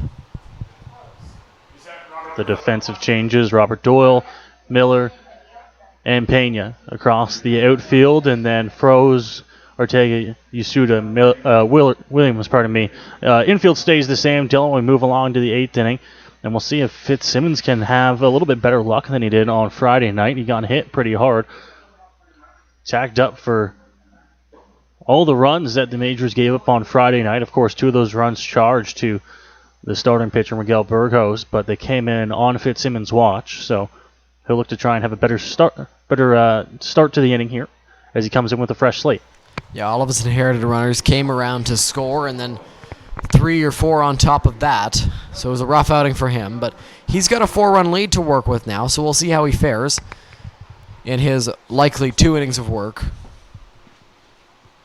Came into the game on a Friday night with a 3-run lead, and then that evaporated for the Majors, so he's going to look to try and get through this. He's got 2 innings and a fresh slate to do so. It's Asbury Heath to lead things off. That one is across for a strike, so a great job by Fitzsimmons to get ahead here, 0-1. A good job by Fitzsimmons there, getting a first pitch strike on a very good hitter. Low delivery, that one just inside to Asbury Heath. So the count evens up at 1-1. Asbury Heath, the center fielder for Welland today. He'll look to try and get something going for his team, who put up 2 runs in the top of the 7th inning. Fitzsimmons ready. Deals to the plate there. Asbury Heath fouls it off out of play. A ball and 2 strikes. Good pitch there from Fitzsimmons. Asbury Heath had to foul it off, and he fouled it off hard, but it was still a nice pitch there from the Majors closer. His first out here to start the 8th inning is 1-2 delivery. Swing and a miss. He gets Asbury Heath on the swing right through that pitch, and it's the first out here on the strikeout to start the 8th. Yeah, and Asbury Heath has struck out twice in the ball game. His last one was in 2 consecutive at-bats. The last one was against Tagara. This one against John Fitzsimmons. And good pitch there from Fitzsimmons, an off-speed. And he's known for that hard fastball, but he's got a very good off-speed pitch as well. And we saw it right there to get Asbury Heath swinging. And that'll bring up Grant Okawa, who also struck out his last time up, has doubled and flown out in his 2 other trips to the dish. Fitzsimmons ready here to face Okawa. Swing and a miss. A big cut there. Fitzsimmons gets up 0-1 instantly, looking more confident than he was on Friday night.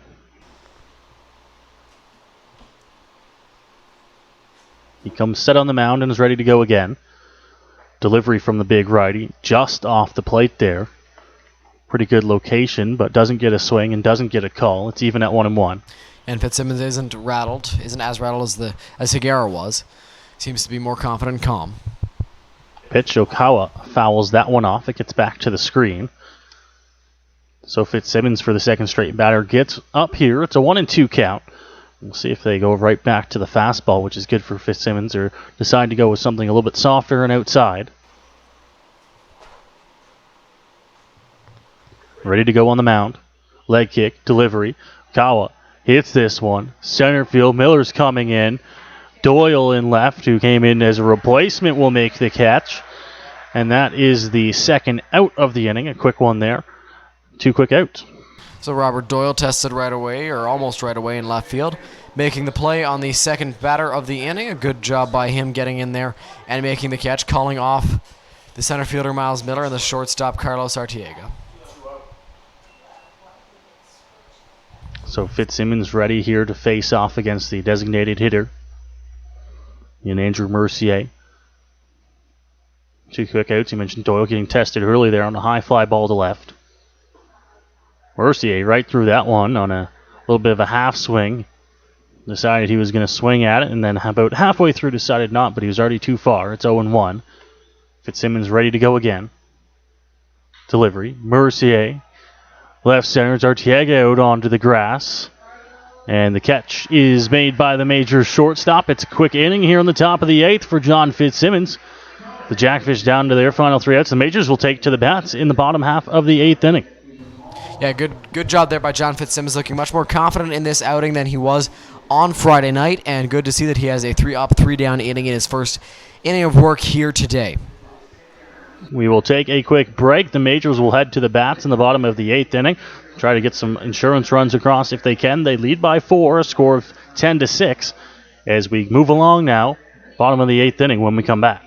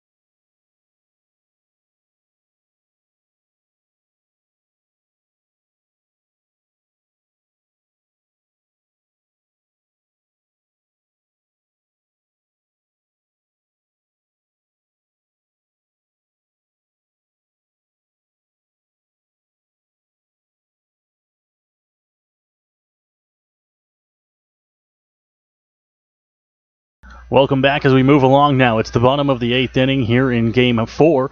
The Majors holding on to a 4-run lead. It's 10-6. The Jackfish have gone to the bullpen once again. Dylan, it's going to be Casey Howard out of the pen, the righty.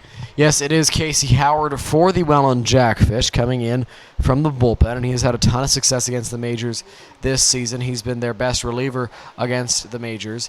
He has not allowed a run in quite a few outings against the ball club, so we'll see how they fare. It'll be Artiega, Doyle, and Steve Froese due up for the London boys. So we'll see what the bottom half of the Majors lineup can do here as they will face off against Howard to start the bottom of the 8th inning, see if they can push any runs across before they will go and try to close out Game 4 in the 9th inning. It's going to be Carlos Artiega to lead things off here.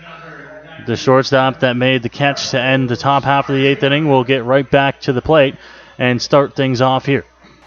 Yes, he will. He made the play to end the inning, as you mentioned, at the top of the 8th, and in the ball game, he's got a single, a double, and a flyout in 3 trips to the plate. And don't look now in Toronto, but the Maple Leafs are only down 1 to the Kitchener Panthers in the bottom of the 5th inning. It's 6-5.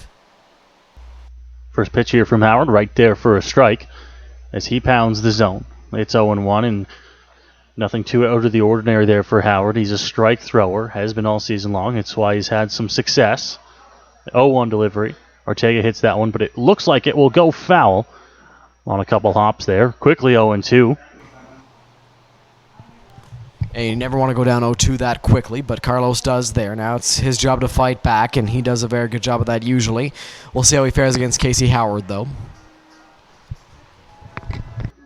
So Howard, who is fresh into the ball game, has already got himself into an 0-2 count here on the London Major shortstop.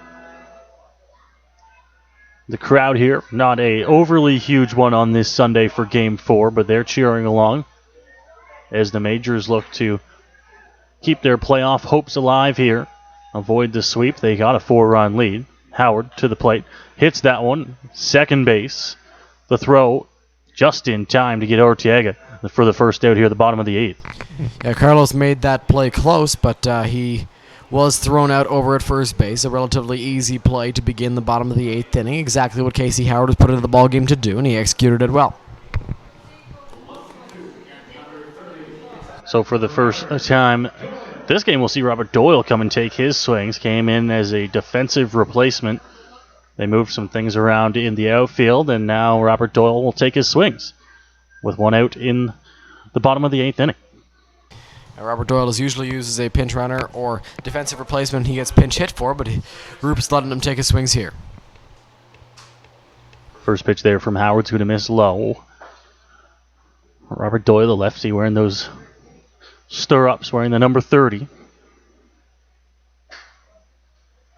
We've seen him play the outfield as well as pitch this year. The utility man. That one inside and low as well. So Howard's got himself in a 2-0 hole here on Robert Doyle. Yeah, Doyle not really a threat to take you deep, but you don't want to let his speed get on the bases. So if you're Casey Howard, you want to throw some strikes now. Howard ready to go. Pitch to Doyle. That one's there for a strike. Catches the edge of the plate, and it moves to 2-1 now. Doyle mentioned not a power threat at the plate, but hits well for contact. A lot of speed as well, as he'll look to try and find his way on, wreak some havoc. Howard to plate. Doyle fouls that one off. Goes back to the screen. Now even at 2-2. Yeah, he'll look to wreak some havoc on the base paths, as he usually does with his speed, if he can get on base, which he will try to do here against Casey Howard, an arm that the Majors have struggled against this season, as we've mentioned. Looks like we're ready to go here on 2-2 after the fouled off. Howard from the full windup on the mound, working close to the first base side of the rubber. Arms above his head, leg kick delivery. Doyle hits that one. It's going to drop down for a base hit. Robert Doyle's going to have a one-out single here, and he'll be aboard. A great job there by him. A great job there. Good to see that Robert Doyle has a base hit as that one drops into right field. He's got a ton of speed on the base path, so we'll see if Steve Froese can move him out maybe with a sac bunt, or maybe they send Doyle. It's only a 4-run game. It's within striking distance for the Jackfish, and you want to make it a little bit of a bigger lead. So we'll see what kind of small ball, or if there is any small ball in use by the Majors. So Steve Froese now to the plate, as mentioned, for London. Third baseman has Doyle on first with a little bit of speed. We'll see if they elect to try to move him over with a steal. They do have a 4-run lead there, so they don't want to be running into any outs. Howard set. Doyle is off on the first pitch. He got a good jump, but Froese swings at it. Looked like it was a hit and run there, Dylan, but they probably would have been better off to just have Steve Froese leave that one. And maybe Steve Froese has to kind of judge that, because Doyle had a fantastic jump. Yeah, and you know what? If you do have a hit and run on, it's your job to swing the bat, because you can maybe get Doyle to third. And if you get it into gap, probably score him as well. So Froze did the right thing there, and maybe you should have just called a steal with how good of a jump Doyle got against Howard. We'll see if that's what they do here.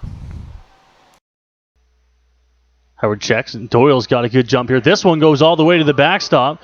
Doyle will round, but he's not going to be able to go anywhere but second base there, as it moves the count to 1-1. Doyle, a very fast runner, got into second there easily on a stolen base, and thought about going to third after the ball got past Romanin, but he will stick. Some good coaching as well by the majors there, Rup Charandat and Brent Wales. Dylan, they did exactly what we were thinking up here. They recognized Doyle, got a good jump on the hit and run, so the very next pitch they elect to go with the straight steal. So he's moved up to second on a count that moves to 1-1. Howard, his delivery, Froze, right field. It's trailing, dive, it's going to get down and roll all the way to the 330 sign. Steve Froze is rounding second. He'll go to third. Doyle's in to score. And it's going to be a triple for Steve Froze to score Doyle. Great job by Steve Froze there, going with the pitch and driving it down the right field line. A dive by Brandon Dadson, but he couldn't make the play. And as soon as Dadson missed that ball, you had to know it was going to be 3 for Steve Froze. He's a pretty fast runner. He gets into third base easily, standing up with an RBI triple. So great job by Froze there. And now it's a 5-run ball game. Steve Froze got a whole lot of that one, hit it, and it just kept on going away in right field. A nice dive there, but unable to come up with it. I believe Dadson's still out there in right, and now Miles Miller will come to the plate here, and he's got a chance to bring in another run for the Majors, who now lead by a score of 11-6 here in the bottom half of the 8th inning. You know, no, you talked about how that's baseball. They hit Lyer, who they hadn't hit all season. They couldn't hit Corrente. They couldn't hit Boato, who they hit all season. And they couldn't hit Howard all season, but they hit him here. Majors seeming to find the bats here. That one's inside to Miller. Dylan, we now see the infield here for Welland come in to protect. Try and cut down any runs if they can. Yes, they will look to stop any runs from scoring with only one out here. Pitch to the plate. Miller takes that one outside. Count moves to 2-0 now on the Majors center fielder. Steve Froze is at third with an out, so they're going to try to cut him down to the plate if they can.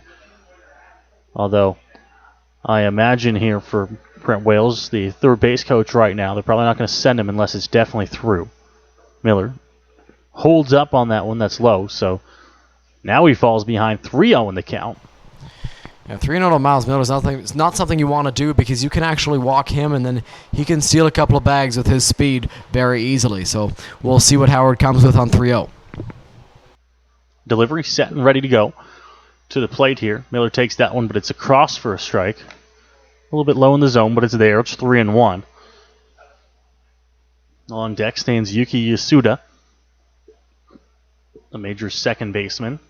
Infield remains in here. Jackfish trying to get back in on the bats, keeping the deficit where it is, so they have a chance here. Miller swings, fouls that one off. It's back to a full count now. Big cut there from Miles. Fortunately, he fouled that one off, and a full count with one out. If you had a runner anywhere but third base, I'd say maybe you want to start him, but don't think they're going to be starting Steve Froze anytime soon. So interesting to see what they come with to Miller here and whether he's able to get a base hit through the infield and score Steve Froze.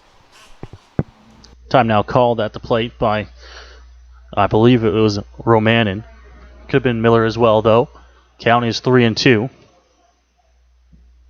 And a big pitch coming here as well for Howard, who's looking to keep Froze where he is. Just one out on the board. He steps off, so they're having trouble getting on the same page on a 3-2 count. Yeah, they're having trouble getting on the same page, and it's a big pitch coming up, 3-2, one out. Miles Miller at the dish. You don't want to allow a run to score here if you're Casey Howard and the Welland Jackfish. To the plate here. Miller hits that one on the ground. Nice play. Froze will have to hold that 3, diving back into first, and they'll get Miller. So diving all over the infield is O'Farrell, and he makes a nice play that easily saves a run here for Welland. Yeah, great play there by Bryce O'Farrell, the first baseman for the Welland Jackfish. If that ball gets through, it scores Steve Froze easily. He dove, made a great stop, looked Froze back, and then had to dive back to first to try and get Miles Miller, who's got a ton of speed, which he was able to do. So 2 outs, and now it's up to Yuki to see whether he can drive home another run here. And Yasuda looking to bring in Steve Froese. We'll now see the infield go back to their normal depth. So you go across the infield to get the out at first if they can on Yasuda.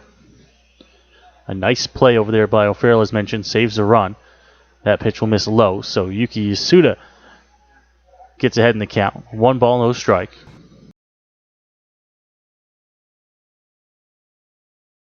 I'm muted. Thank you, Noah. Pitch, Yasuda on the ground, third, hop, bobbles it, the throw, recovers in time.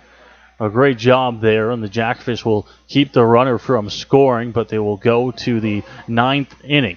And they need to get 5 runs across here to be able to continue this game. The Majors looking to close out game 4.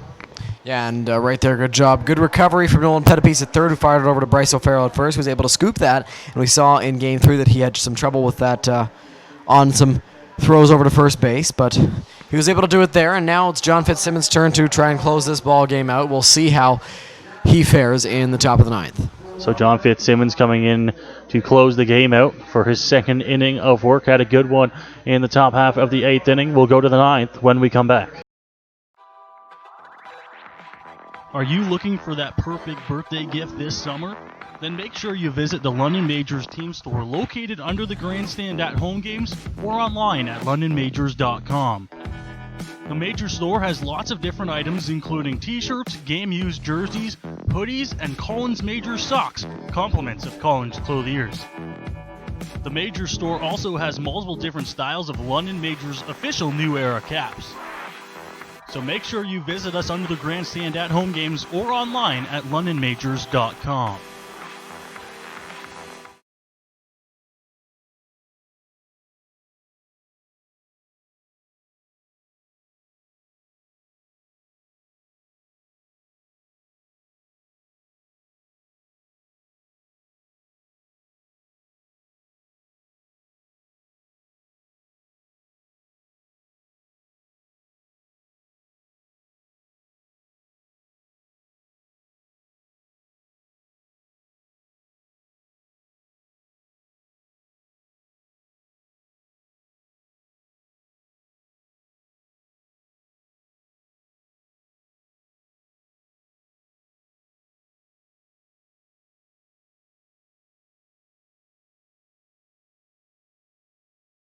Welcome back as we go now to the 9th inning. John Fitzsimmons is into the game to try and finish this thing off in game 4 for the Majors. Dylan, you have us an out-of-town scoreboard update as well around the IBL? That I do. The Guelph Royals are, I believe, 2 outs away from being from losing the game against the Hamilton Cardinals and being eliminated from the postseason as Hamilton's up 6-4 there. Kitchener's up 6-5 on Toronto in the bottom of the 6th inning. Fitzsimmons to the plate. That one's going to miss. 1-0. In Major League Baseball now, the Blue Jays lost 1-0 to the Yankees, and the Tigers lost 10-2 to the Royals. That pitch for Fitzsimmons is going to miss as well. 2 balls and no strikes. Majors and Royals both came into today facing elimination. The Majors are up 11-6. Guelph down by 2. Pitch from Fitzsimmons. This one will find the zone. So from 2-0 goes 2-1. We mentioned there was 2 series that could possibly end today. That one hit up the middle. It's going to be a base hit to lead off the top of the 9th inning, as that one's past the diving shortstop in Carlos Ortega, and now the leadoff man is on here for the Jackfish in the 9th. Yeah, Nolan Pettipies rockets a line drive up the middle. Carlos made a great effort to try and make the grab there. Unfortunately for the Majors, he could not, so Pettipies is aboard after a line drive single. Now Wilson Soriano, who in the ball game is 3 for 4, steps up to the dish. I believe that is the first hit of the ball game for Pettipies as well. So, the second one. He had one the last time up. So, all the Jackfish getting involved here in the hit parade. Fitzsimmons inside, so the count will move to 1-0 here. Soriano's at the plate.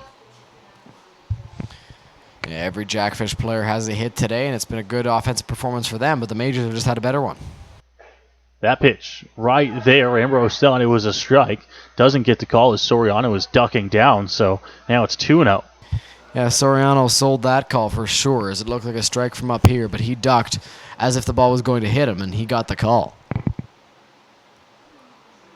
Lead off at first from Pettipiece, who's no more than 5 or 6 feet off the bag. The 2-0 delivery. That one right there to Soriano. Can't control that one as it's 2-1.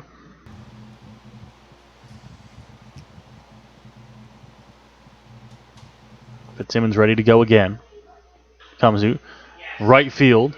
Long run in, but the catch will be made in right field. There's the first out of the 9th inning coming off the bat of Soriano. Good execution there by John Fitzsimmons, getting a pitch on the outside corner. Soriano had to take the other way or he was going to roll over on and hit it to right field as Pena was able to get there quickly enough to make the grab for the first out of the top of the 9th inning. Runner still at first base in Nolan Pettipiece for Brennan Dadson. So, Brendan Dadson to the plate now, facing off against Fitzsimmons. Majors a lead, 11-6. That one right there for a strike, so Fitzy gets ahead 0-1. Good to see that Fitzsimmons has a first pitch strike there on Brennan Dadson, the number 2 hitter in the Jackfish lineup. Pitch to the plate, that one fouled off. So Dadson swinging on that one, and it's 0-2. He's got to try and battle and stay alive now.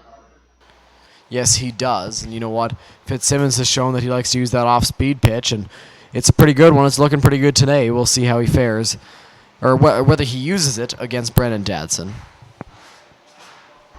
The crowd here at Labatt trying to get behind John Fitzsimmons on the mound as he tries to close this one out for the Majors in Game 4 and try to take this thing back to Welland on Tuesday night. Fitzsimmons ready, deals to the plate. That one fouled off again. Good job in staying alive there at the plate by Dadson. Dadson barely got a piece there, but he's doing a good job of fighting off some of these pitches from John Fitzsimmons. Staying alive with Pettipiece at first. You can't be trying to do too much here. Ready, fouled off. This one's going to go way up and over the grandstand into the parking lot. The 0-2 will stay. So we'll see if Fitzsimmons can find a pitch to blow by him. And an update from Guelph. The Hamilton Cardinals are the first IBL team to move on to round 2 as they sweep the Guelph Royals. Fitzsimmons to the plate. That one low. Cat will move to 1-2. So congratulations, of course, the Hamilton Cardinals, who went on a tear at the end of the regular season, moved up, finished 3rd in the IBL this year. Had to face Guelph in the first round, which Dylan, we both thought was going to be a little bit tougher of a journey for them, but they get the sweep. This one hit. Left field, Doyle out there. Catch is made, and that's the second out here. Yeah, we thought that series was going to be a little bit tighter as Doyle makes a nice play, getting under it and making the grab. But we thought the Guelph-Hamilton series was going to be a close one. We both, I believe, picked Hamilton to move on. Or no, I picked Hamilton to move on. You did not. But Hamilton wins that game and wins the series. So they made quick work of the Guelph Royals, and now they'll be awaiting their second round opponent, which is looking at the Kitchener Panthers, who are up yet again in Game 3 in Toronto. Here in London, 11-6 the score for the Majors, who are themselves looking to avoid elimination. The Jackfish are down to their final out today, down by 5 runs, 11-6. So looks like the Majors will force a Game 5, but we'll have to finish off things for the last out. That one's across for a strike, 0-1. And still one more out to get for the Majors. We'll see how they get it. Fitzsimmons ready. Leg kick and delivery here. This one hit right field. Pena will take a couple steps in underneath it, and the catch will be made. So the Majors will live to see another day here in the IBL playoffs. This one, a big win all around for the team. 11-6, the final score for the boys in the pinstripes. Dylan, we will see a Game 5 in this series. Yes, we will. So they defeat the Welland Jackfish by a score of 11-6, and the series will travel back to Welland on Tuesday, where the Majors will look to force a Game 6 here in London, which would take place on Wednesday night. Great game today for the Majors, a slugfest, 11-6 final. Both aces weren't as good as they usually are, but it's great to see that the Majors are victorious here. 11-6, the final score. As mentioned, Dylan, the Welland Jackfish push across 6 runs on 12 hits. They don't commit an error. The London Majors, 11 runs, 13 hits. They do not commit an error. And the Majors used a big 6-run inning that really set the tone for the rest of the game. Yeah, they did. And that big 6-run first inning set the tone for the rest of the game, set the tone for the offense for the rest of the game, as they had a great offensive ball game. 6 runs in the first against Euclides Lair, a guy that they have struggled against this season. Was great to see, and very happy that they were able to pull out an 11-6 win. So the Majors win this ball game. Here's a look at the schedule for the series. This game, of course, Sunday, August the 11th, goes the way of the Majors. They save off elimination, and the Majors and Jackfish will both travel back to Welland for a Tuesday night 7:30 contest at Welland Stadium, where the Majors will look to try to keep things alive again. The Welland Jackfish will look to move on in the Intercounty Baseball League playoffs. Yeah, every game from here on out for the Majors is an elimination game, and Game 5 in Welland is no different, as the Jackfish will be looking to move on. The Majors will be looking to stay alive in the postseason, and they have a great shot to do that in Game 5, and they will have to win that ball game to live another day in the postseason. We will have that game on Majors TV in Welland on Tuesday, and hopefully for the Majors they can come out and attack whoever is starting for the Jackfish. So that will do it from our broadcast this afternoon from Labatt Park. The Majors are victorious. They keep their season and playoff alive here with an 11-6 win over the visiting Welland Jackfish. The Jackfish still lead the series by a score of 3-1. Game 5 goes Tuesday night in Welland at Welland Stadium, a 7:30 first pitch.